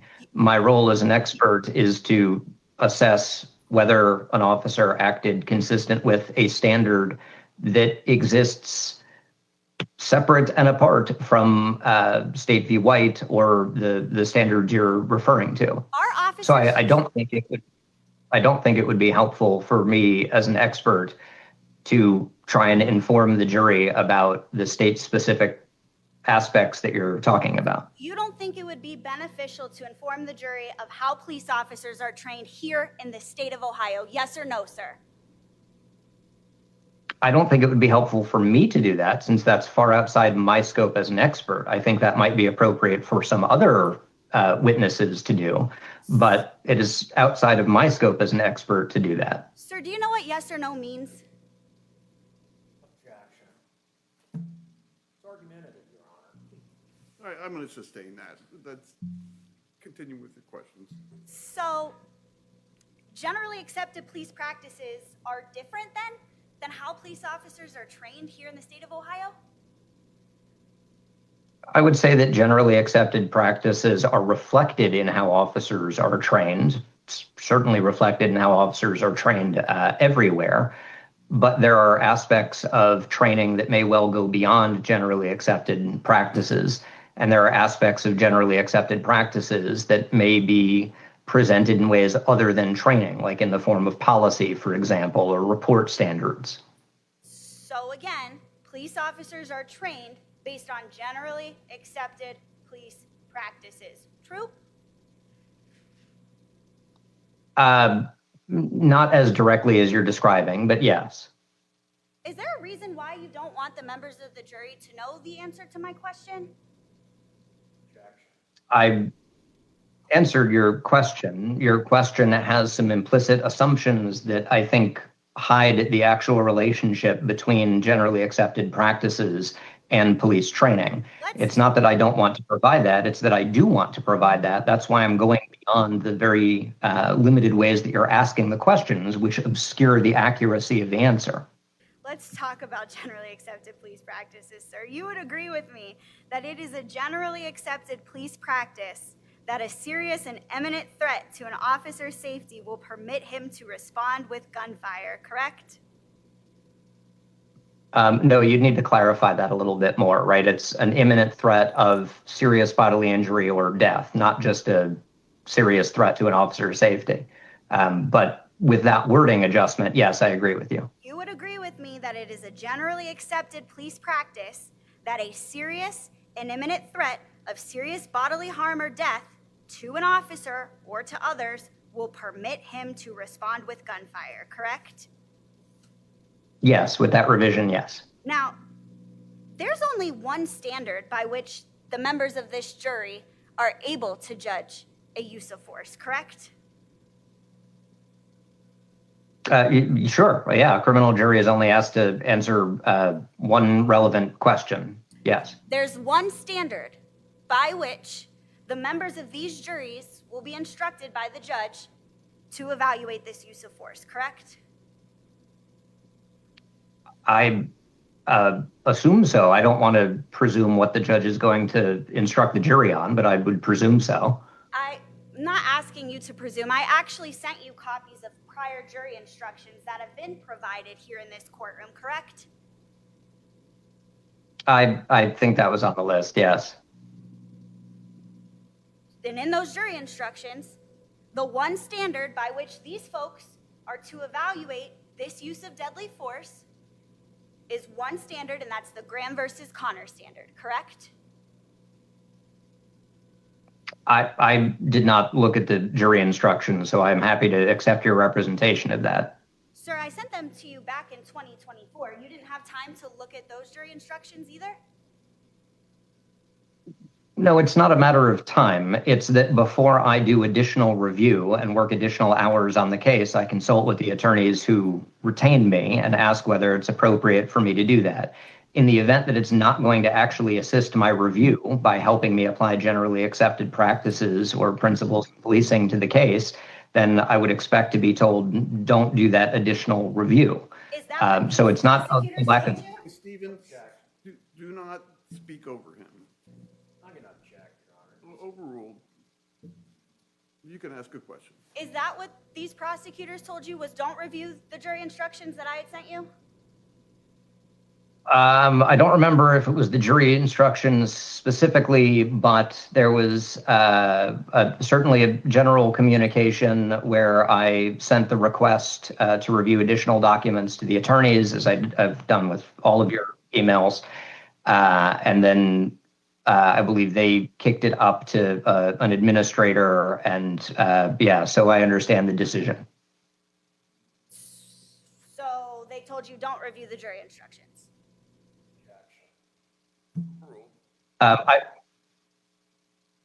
Again, I don't remember if it was the jury instructions explicitly, as opposed to some of the other documents and cases that you sent over and asked me to review.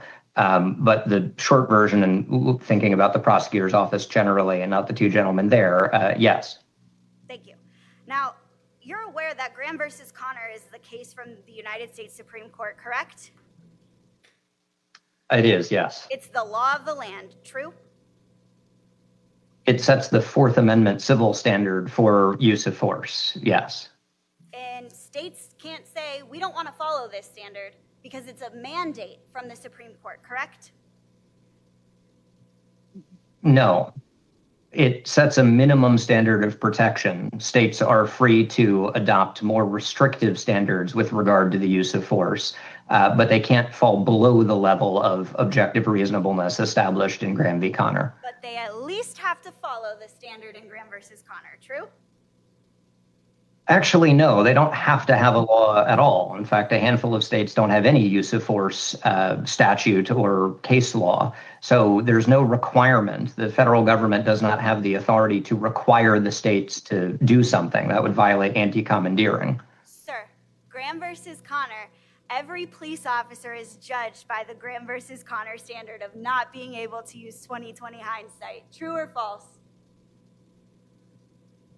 Sure, it's definitely generally accepted in policing that we do not use the 20/20 vision of hindsight, yes. That's a generally accepted police practice, correct? Yes, it is. Now, a federal court has held that your opinion regarding a use of deadly force is inconsistent with Supreme Court opinions, correct? I don't know if that was quite the quote, but yeah, it was a distinction between generally accepted practices and the Fourth Amendment standard. Yes. I have the case for you, sir, so I'll go ahead and put that up on the Elmo so we can get the exact quote. You testified in the case of Taylor versus Holtmeyer, correct? Yes. Okay. And you're aware of that opinion because I've also sent you a copy of that opinion, true? I have no idea, but I'm happy to accept your representation that you have. All right, I'm going to show you a page from that opinion. Can you see that? Not yet.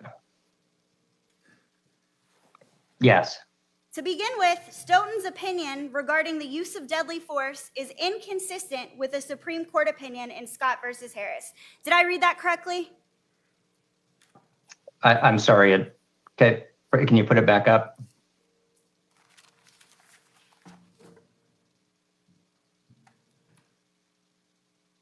You see the highlighted part?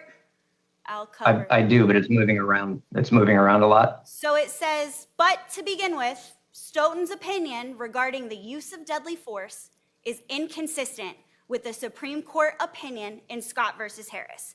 Did I read that correctly? Yeah, that portion is more or less correct. And later in that paragraph, it talks about the distinction between imminent threat of death or great bodily harm and the general reasonableness standard. It doesn't, sir. It does. If you put it back up there, it's the distinction between Scott v. Harris and Tennessee v. Garner. That's the whole bottom half of that paragraph. So the plaintiff argued in his subsequent... Oh, I apologize. It then talks about the plaintiff argued in his subsequent civil suit that the officer's actions constituted deadly force and is warranted only if a suspect poses an immediate threat of serious physical harm to others. Deadly force is necessary to prevent escape, and where feasible, the officer gives the suspect some warning. Correct? Right, and the next sentence is that the Supreme Court in Scott v. Harris changed that approach from Tennessee v. Garner. And your opinion in that case was inconsistent with the Supreme Court of the United States, correct? I think it's fair to say that the generally accepted practice I was talking about is not the same as the Fourth Amendment. So yes, I agree. So you agree that your opinion was inconsistent with the Supreme Court case, correct? Sure, because they're totally different standards. But yeah, they're different. Now you would agree with me. Like that. May I finish? Please.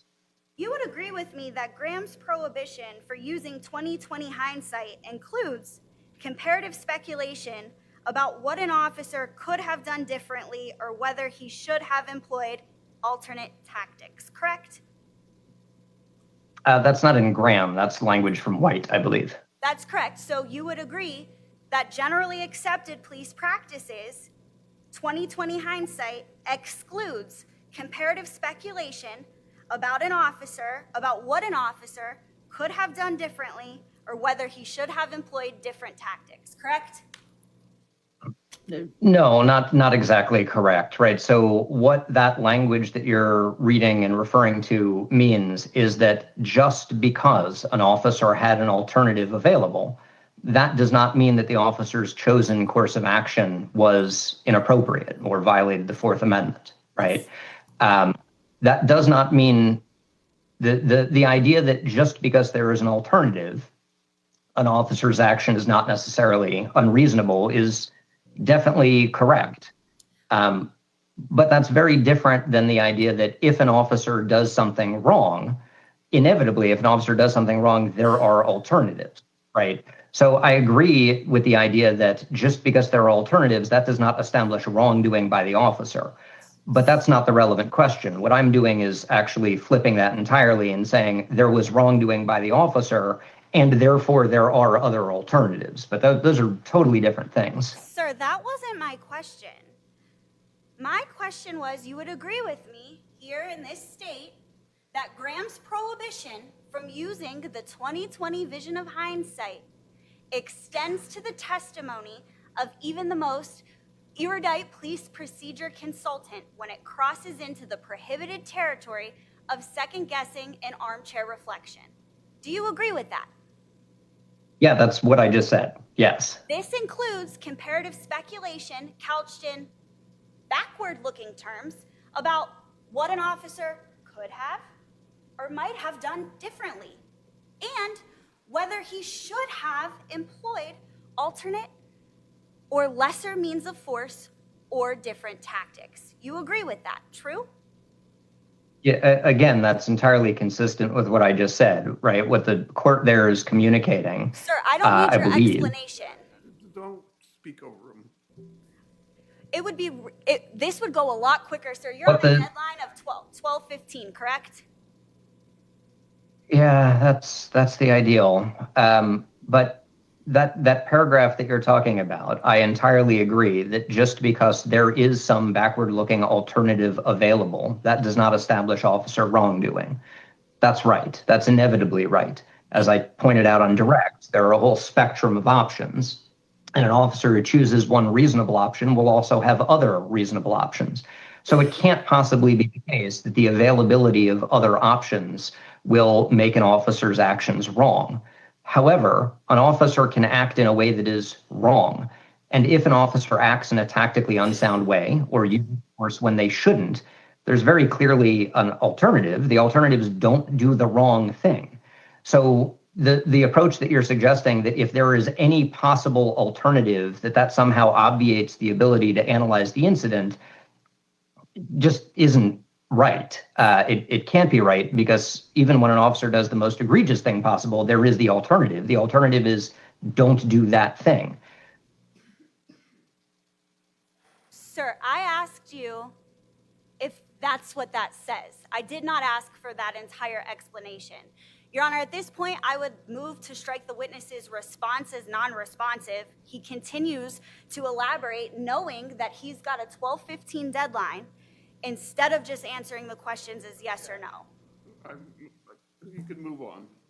I'm not going to strike his testimony. You would agree with me that here in this state, the relevant legal consideration is not what the defendant officer should have known or done, but rather what the reasonable officer placed in his shoes could have believed about the situational need for deadly force in reacting to an imminent threat. You would agree with that, right? Yeah, absolutely.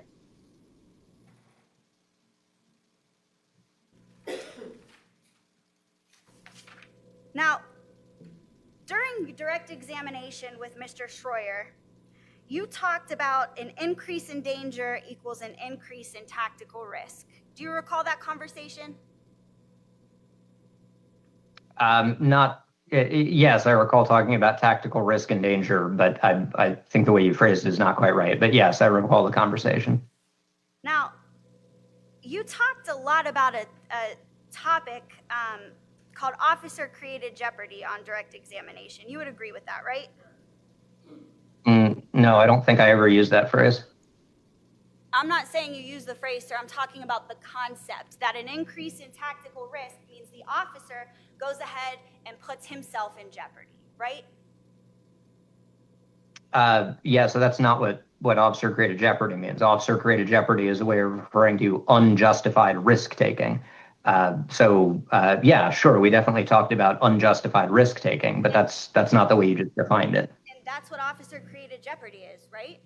That's what you just told the ladies and gentlemen of the jury just now. That it's a way of referring to unjustified risk-taking? Yes. Do you recall talking about unjustified risk-taking with Mr. Schroyer? As I just said, yes. Now, in the Graham versus Connor opinion, you would agree with me that in that opinion, there's no mention of unjustified risk-taking, correct? No, Graham v. Connor directs us to review the totality of the circumstances, but it does not specify or de-specify anything. So you won't find unjustified risk-taking in the one standard by which police officers are to be judged for their deadly use of force, true? Boy, one, that's not one standard that officers are used, right? There's several different legal standards. There's administrative and policy standards. Two, yes, officers are evaluated on the basis of their tactics under several different standards. Three, are you going to find the magic phrase unjustified risk taking in the case Graham v. Connor? No, in the same way that you're not going to find the magic phrase officer created jeopardy.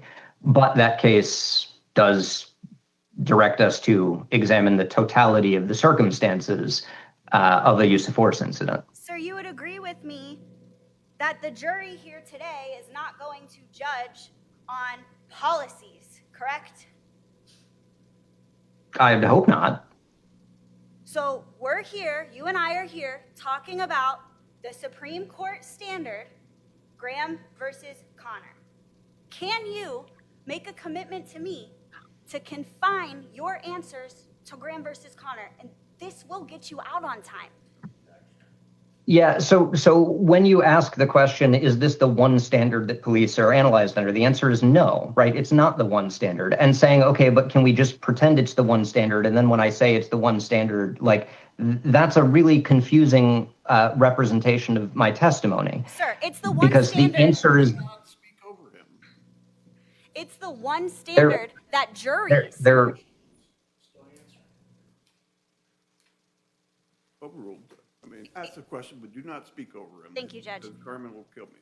Sir, it's the one standard that juries here in the United States of America judge police uses of deadly force by, correct?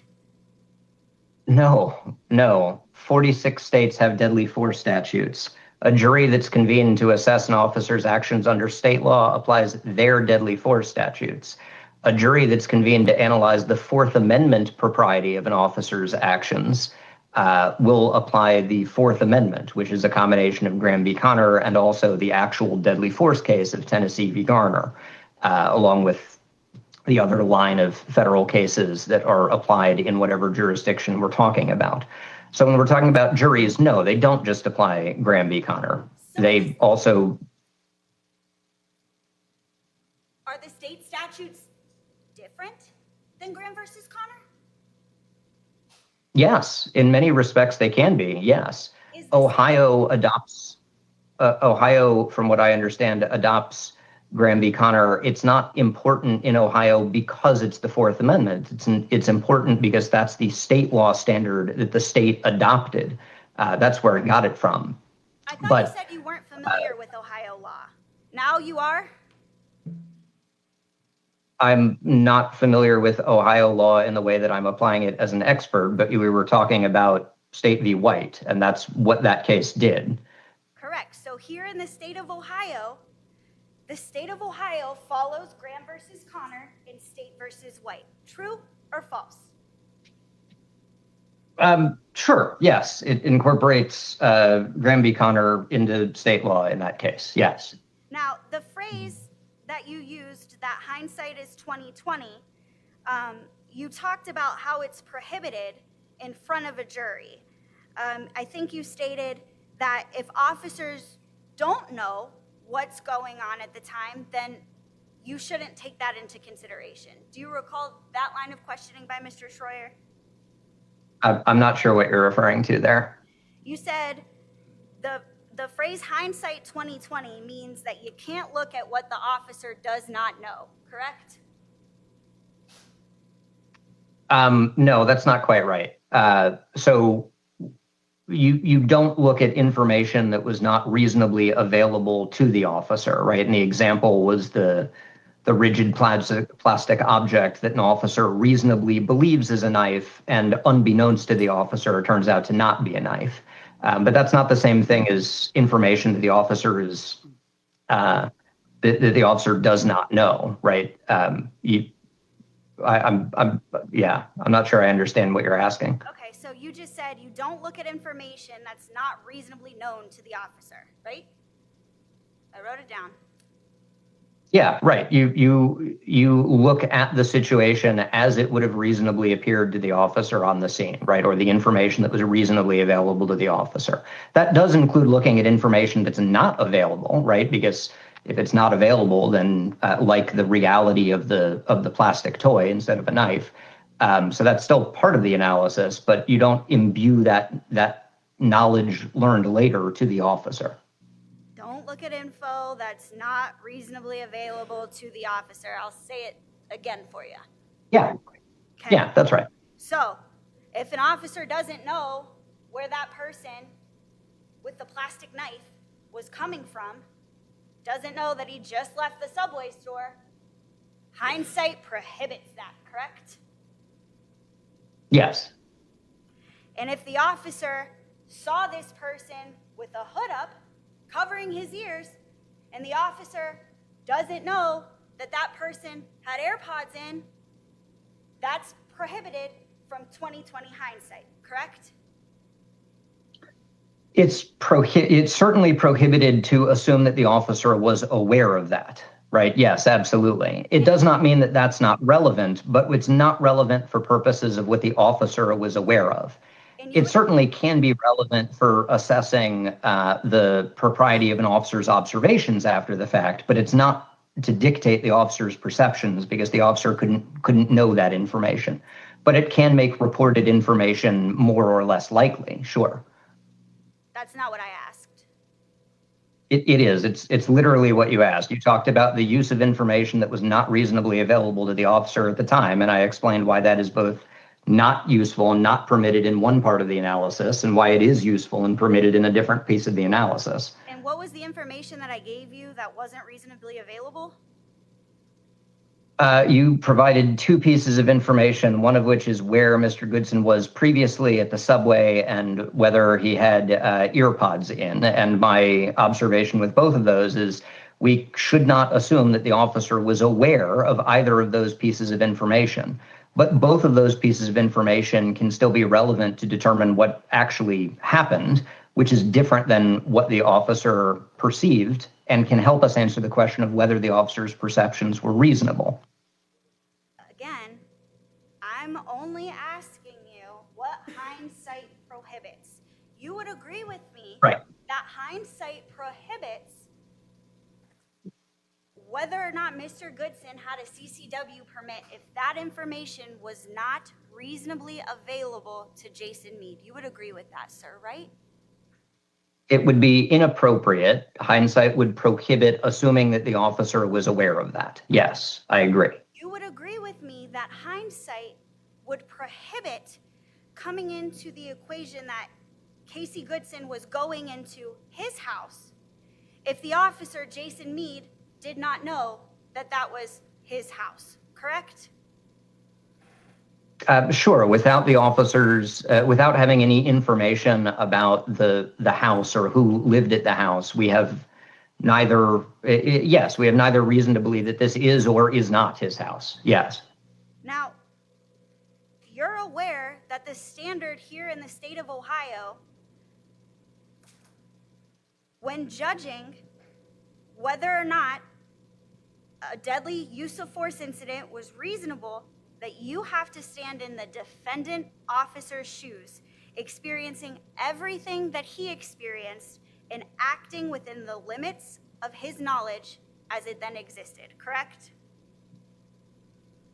Yeah, I think that's consistent with the standards we were just talking about. Yes. You would agree with me that facts must be filtered through the lens of the officer's perception at the time of the incident, true? Sure. Yeah, that's the lens of the reasonable officer on the scene. Yes. Not the lens of the decedent, Mr. Goodson here, correct? Yeah, that's right.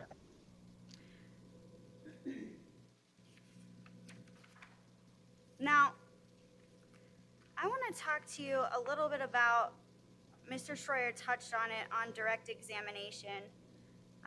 How much have you already billed the prosecutor's office, sir, for your involvement in this case?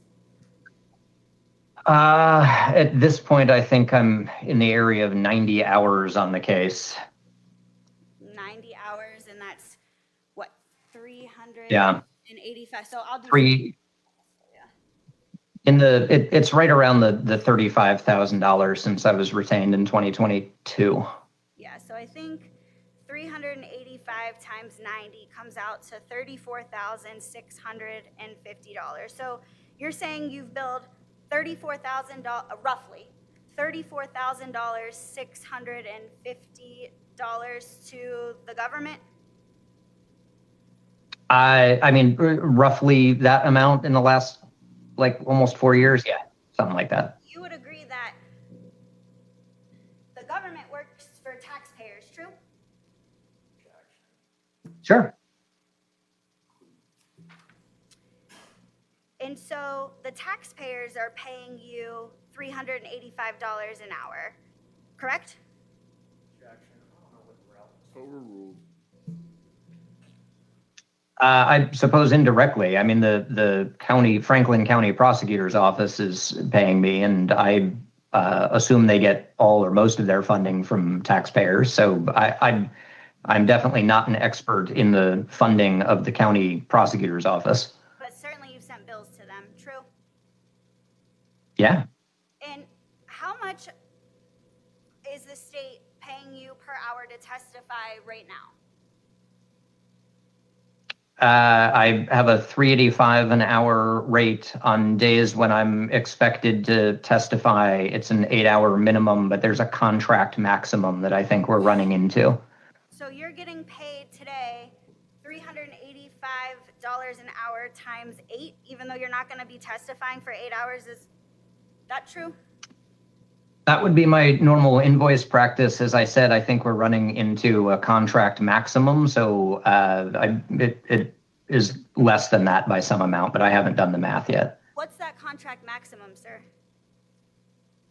I believe it's $40,000 over the life of the contract. So you can't be paid more than $40,000, you're saying? Yes. Okay.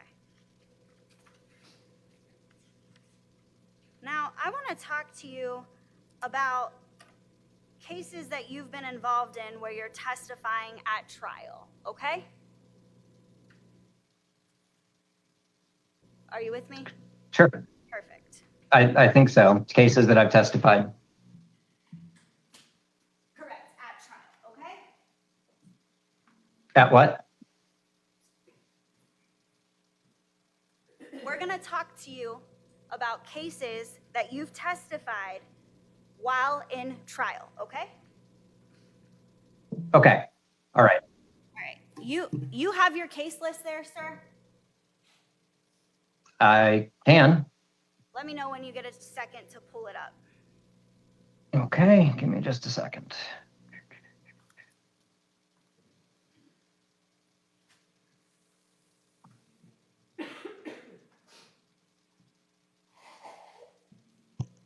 Okay.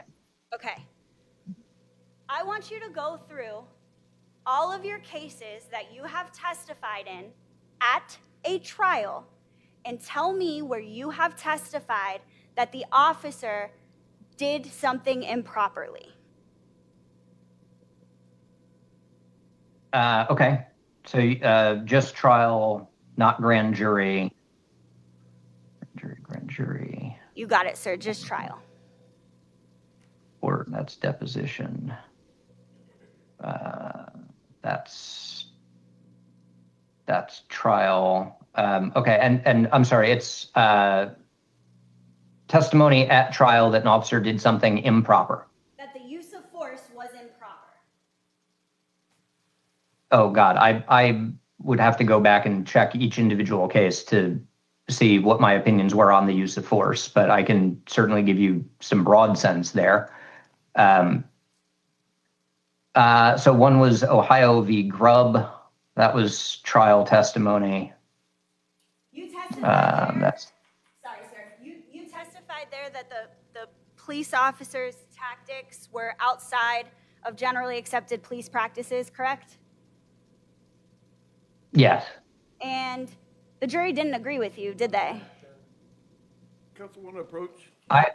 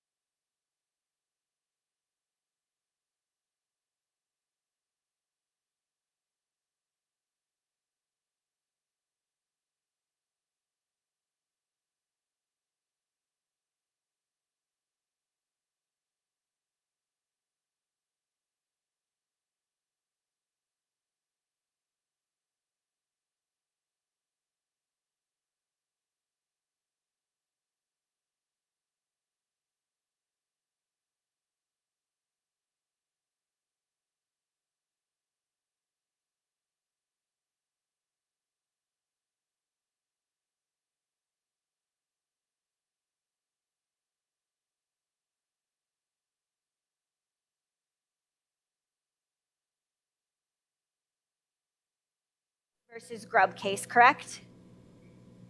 Yes. And you testified that the police officers, that Officer Grubb, his actions were inconsistent or not consistent with generally accepted police practices, correct? Yes. And the jury found Officer Grubb not guilty, right? No, my objection, Your Uh, Honor. This is a finding by the jury, but no, my objection.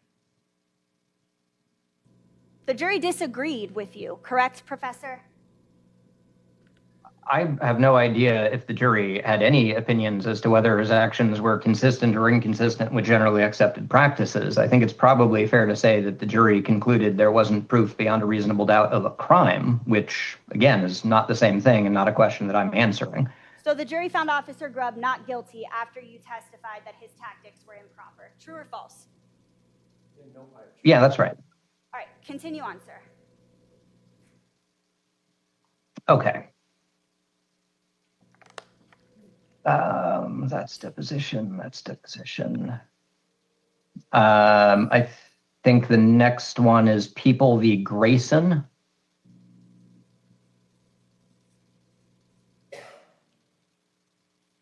Okay.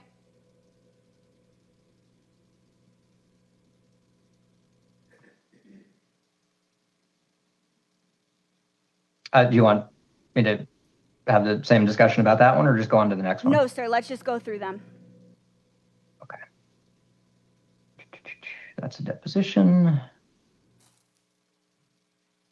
There is a People or Colorado v. Buen, B-U-E-N.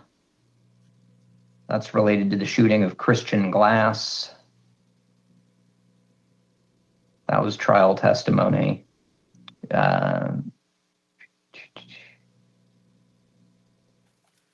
Use of force, opinion letter, report. Texas v. Taylor.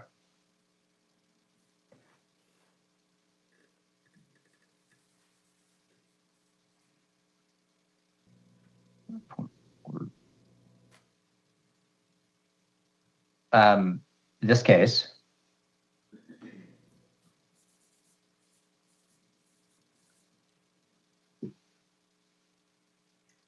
A case in New York called Nigro, N-I-G-R-O.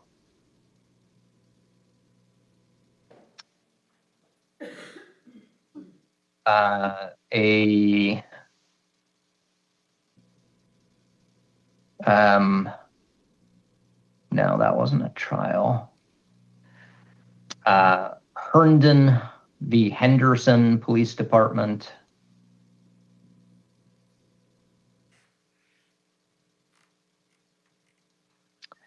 Michigan v. Schurr, S-C-H-U-R-R. That's just grand jury. That's grand jury. That's grand jury. That's deposition. That's deposition. That's grand jury. That's deposition. That's grand jury. That's grand jury. No, that's grand jury, grand jury.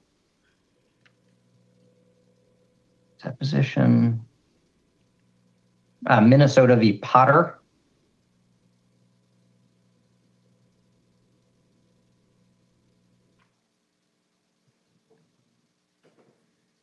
Minnesota v. Chauvin in the George Floyd case.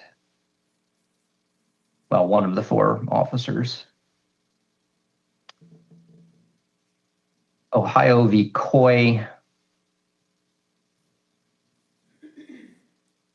It's deposition. Jones v. Pinal, Pinal, P-I-N-A-L, County.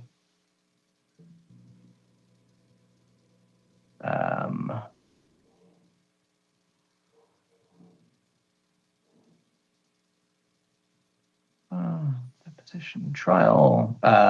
GIP, G-I-P-P v. Webb. Rhines v. New Jersey, RHINES. Sir, are those civil cases? Some of them, yeah. Okay. Would you agree with me that Gipp and Rhines are civil cases? Or I apologize, Gipp was a civil case, correct? Yeah. Okay, I apologize, sir. I just want you to confine that to criminal cases. I'm going to cross Gipp off of this list, okay? Okay. I mean, a number of those other ones were also civil. Hang on, I can. I think Blaine was the only one, right? Here, I can show you. There was a. Yeah. Sorry. Can you show me? Can you hold? But can you see it? No, I'm the other direction. Okay. Oh, there we go. Do you have Okay, Grayson. Oh, wait. Here, It just changed cameras on me. I'll put one up for you. How about that? Thank you. This is not the technical difficulty I expected to have. I don't disagree with that. Those are the criminal cases, correct?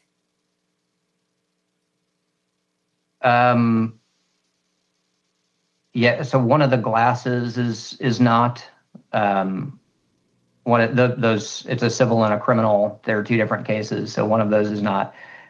Taylor was, Meade was, Nygaard was. Herndon is not. Herndon is civil. Schwer, Potter, Chauvin, Coy. Jones is not. Jones is civil. Rhines is civil. Smith is civil. Okay, hold And All right, instead, we're just gonna list them all. I apologize. You can continue. oh, okay. I have no idea where I was. I'm sorry. Okay. So sorry. You were at what was Gipp and Rhines. Gipp and Rhines? Okay. All right, Gipp Rhines. Okay. All right, that one's deposition, no trial. That one's grand jury. That one's deposition, no trial. That one's deposition, no trial. Norton. Oh no, I'm sorry. No, never mind. Not that one. You only wanted cases where I had opinions adverse to officers. That's correct, sir. Okay. That you testified at Yeah. trial. Yeah, that is a very narrow subset of these cases, so I'm having to filter through a lot. I understand. I think I have two more for you, sir, if that'll speed the process up. I think you testified in Smith. Yep. Smith, Akilu Smith v. Charleston County, and Georgia v. Culmer. And I think that's it. Did you say Comer or Calmer? Culmer, Calmer. I apologize. In that case, the Calmer case, you would agree with me when I say that somebody shot and killed a deputy, correct? Yes. And you testified that the deputy's tactics who were killed were improper, right? Yes. Now, let's list all of the cases where you've testified at trial that the officer used force properly.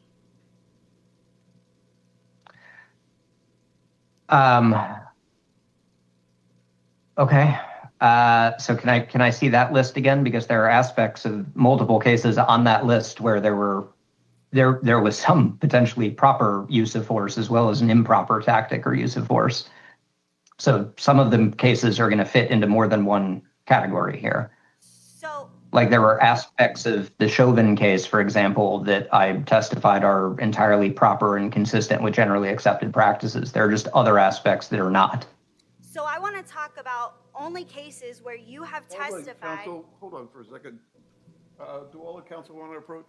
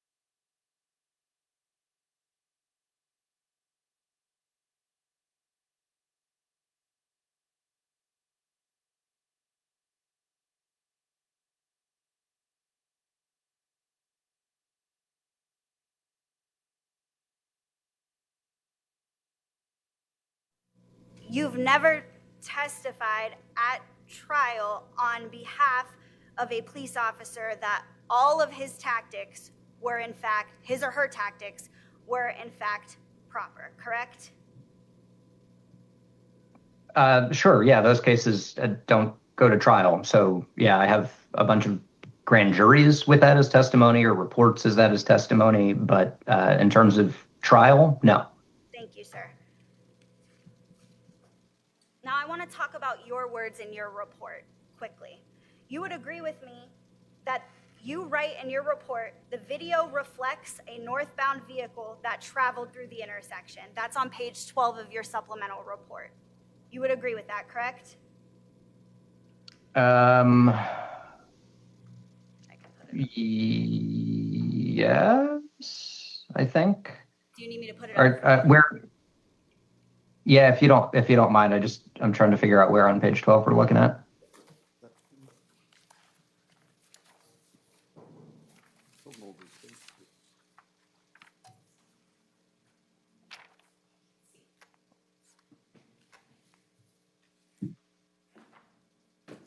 That's fine, Rach. Ms. Cook, you're fine.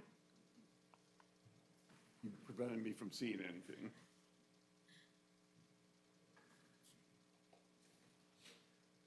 Let me know when you can see it.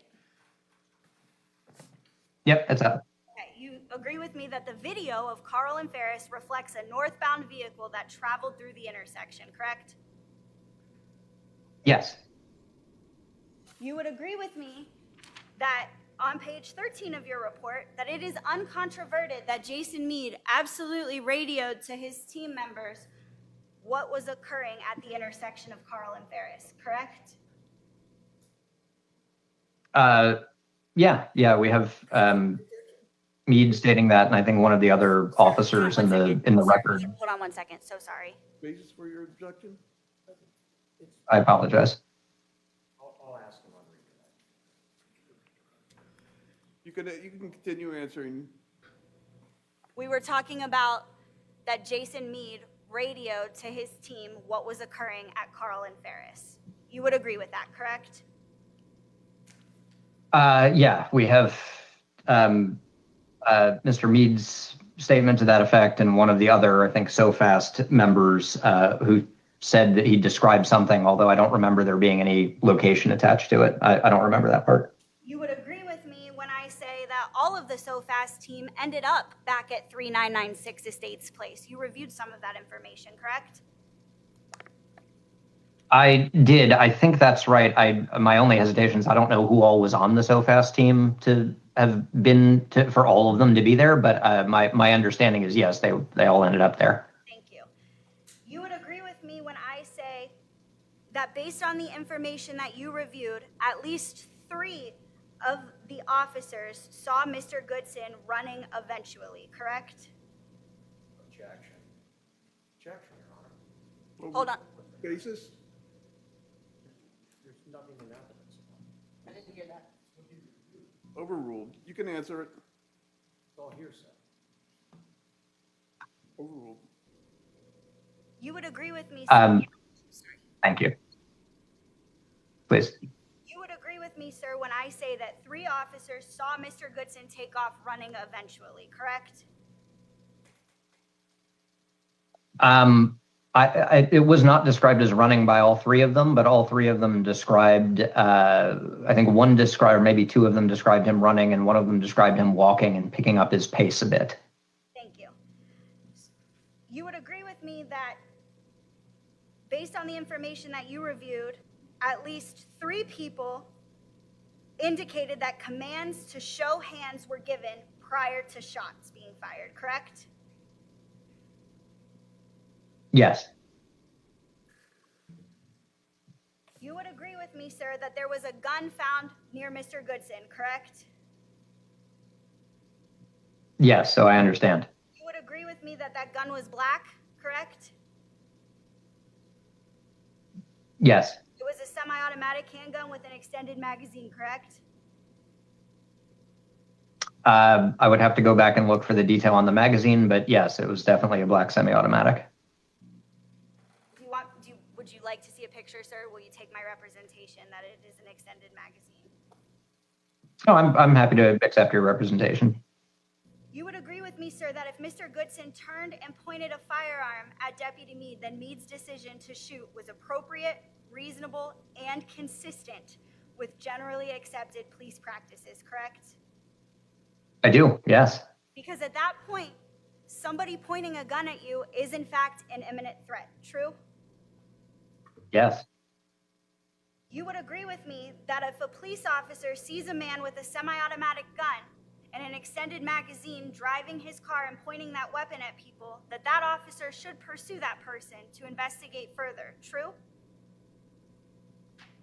I don't know about pursue. I think there are some bounds on that. Like, I don't know if that's going to be a good basis for a high-speed pursuit, depending on traffic conditions. But leaving that aside, if we take out pursue and just say the officer should investigate that, yeah, I'm good with that. If a police officer sees a man pointing a gun at the officer, even for a moment, proper police procedure is to use deadly force to stop that threat, correct?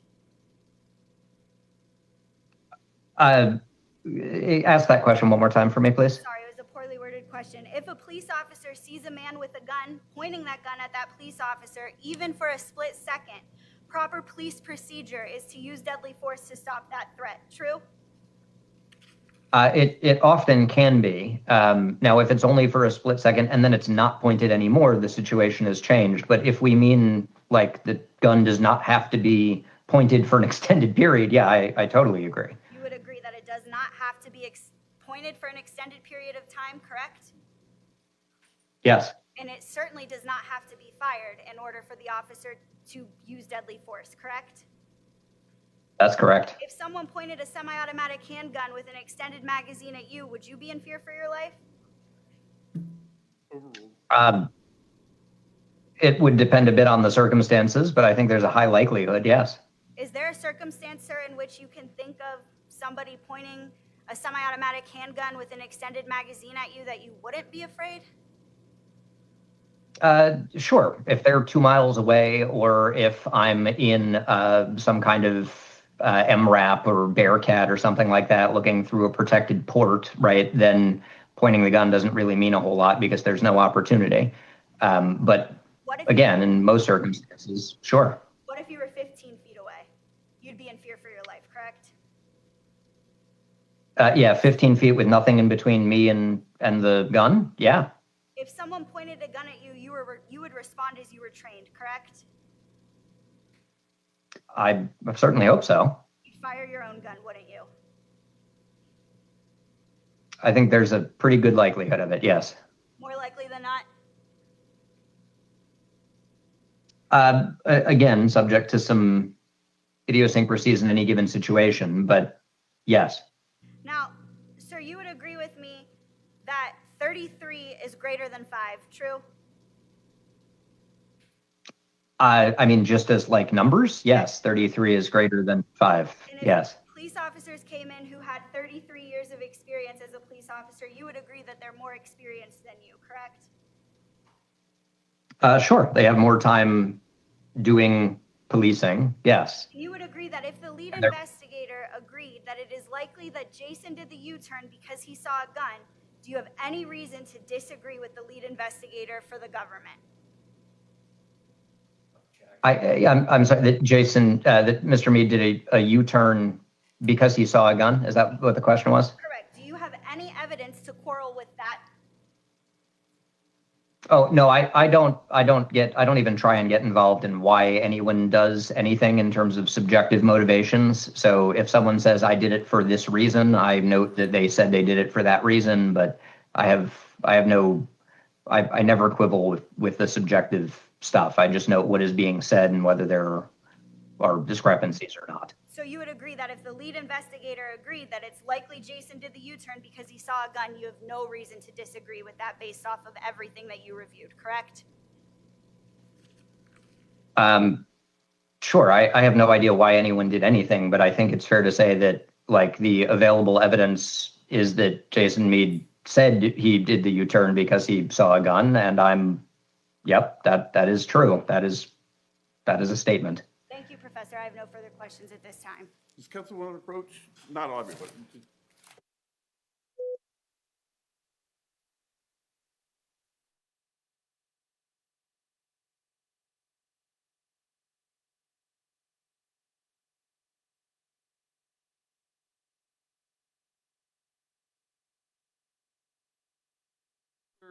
Stoughton, can you hang with us for a couple questions on redirect? Sure. Just Thank you, Your Honor. the statements and everything, you're not verifying, saying that the statements, these are accounts that people have made, and it's up to the jury to determine what they said is true or not true, correct? Can you say that again, please? Sorry. Reviewed. It's up to the jury to determine whether or not those statements are correct or true made by the individuals. Is that correct? Yeah, absolutely. I can certainly identify what someone said in their statement, but that's a totally different thing than whether that thing that they said in their statement is true or actually happened or happened in that way. I have no ability to answer that latter question. Move the microphone so you- Sounds like you've testified in many states, many cases, and you testified to generally accepted policing practices. Is that correct? Yes, that's always been the basis of my testimony. And that includes in Ohio and the Coy case and the Grubb case. You're speaking Yes. of generally accepted policing practices. Real quick, Yes. There's a whole list of cases that Ms. Stevens indicated that you had testified at trial. You were talking about grand jury, okay? Have you testified involving police-related shootings in the grand jury? I have, yes. Okay, and so she's talking about, whether it's for or against officers and in depositions, is that right? Yes. Okay, and in grand jury, if a case doesn't go to trial, that's not going to end up on the left-hand side of her list, is that right? Yeah, I have no ability to control what cases go to trial or don't. That's and if we're only looking at trials, then we're not looking at most of the cases that I actually work, which might have a report or deposition or grand jury, but don't end in trial. They don't end in trial, right?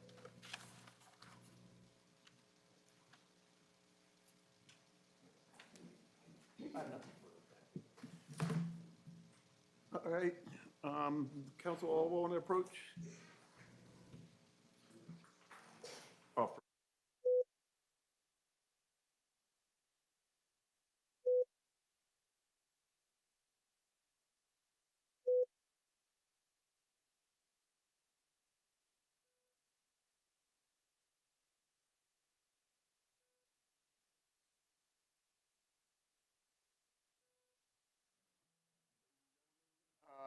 I would typically say we're going to take our lunch break, but today we're taking our day break.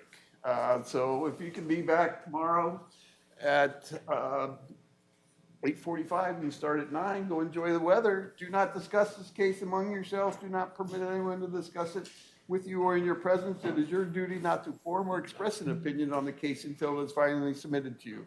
Good evening. All rise.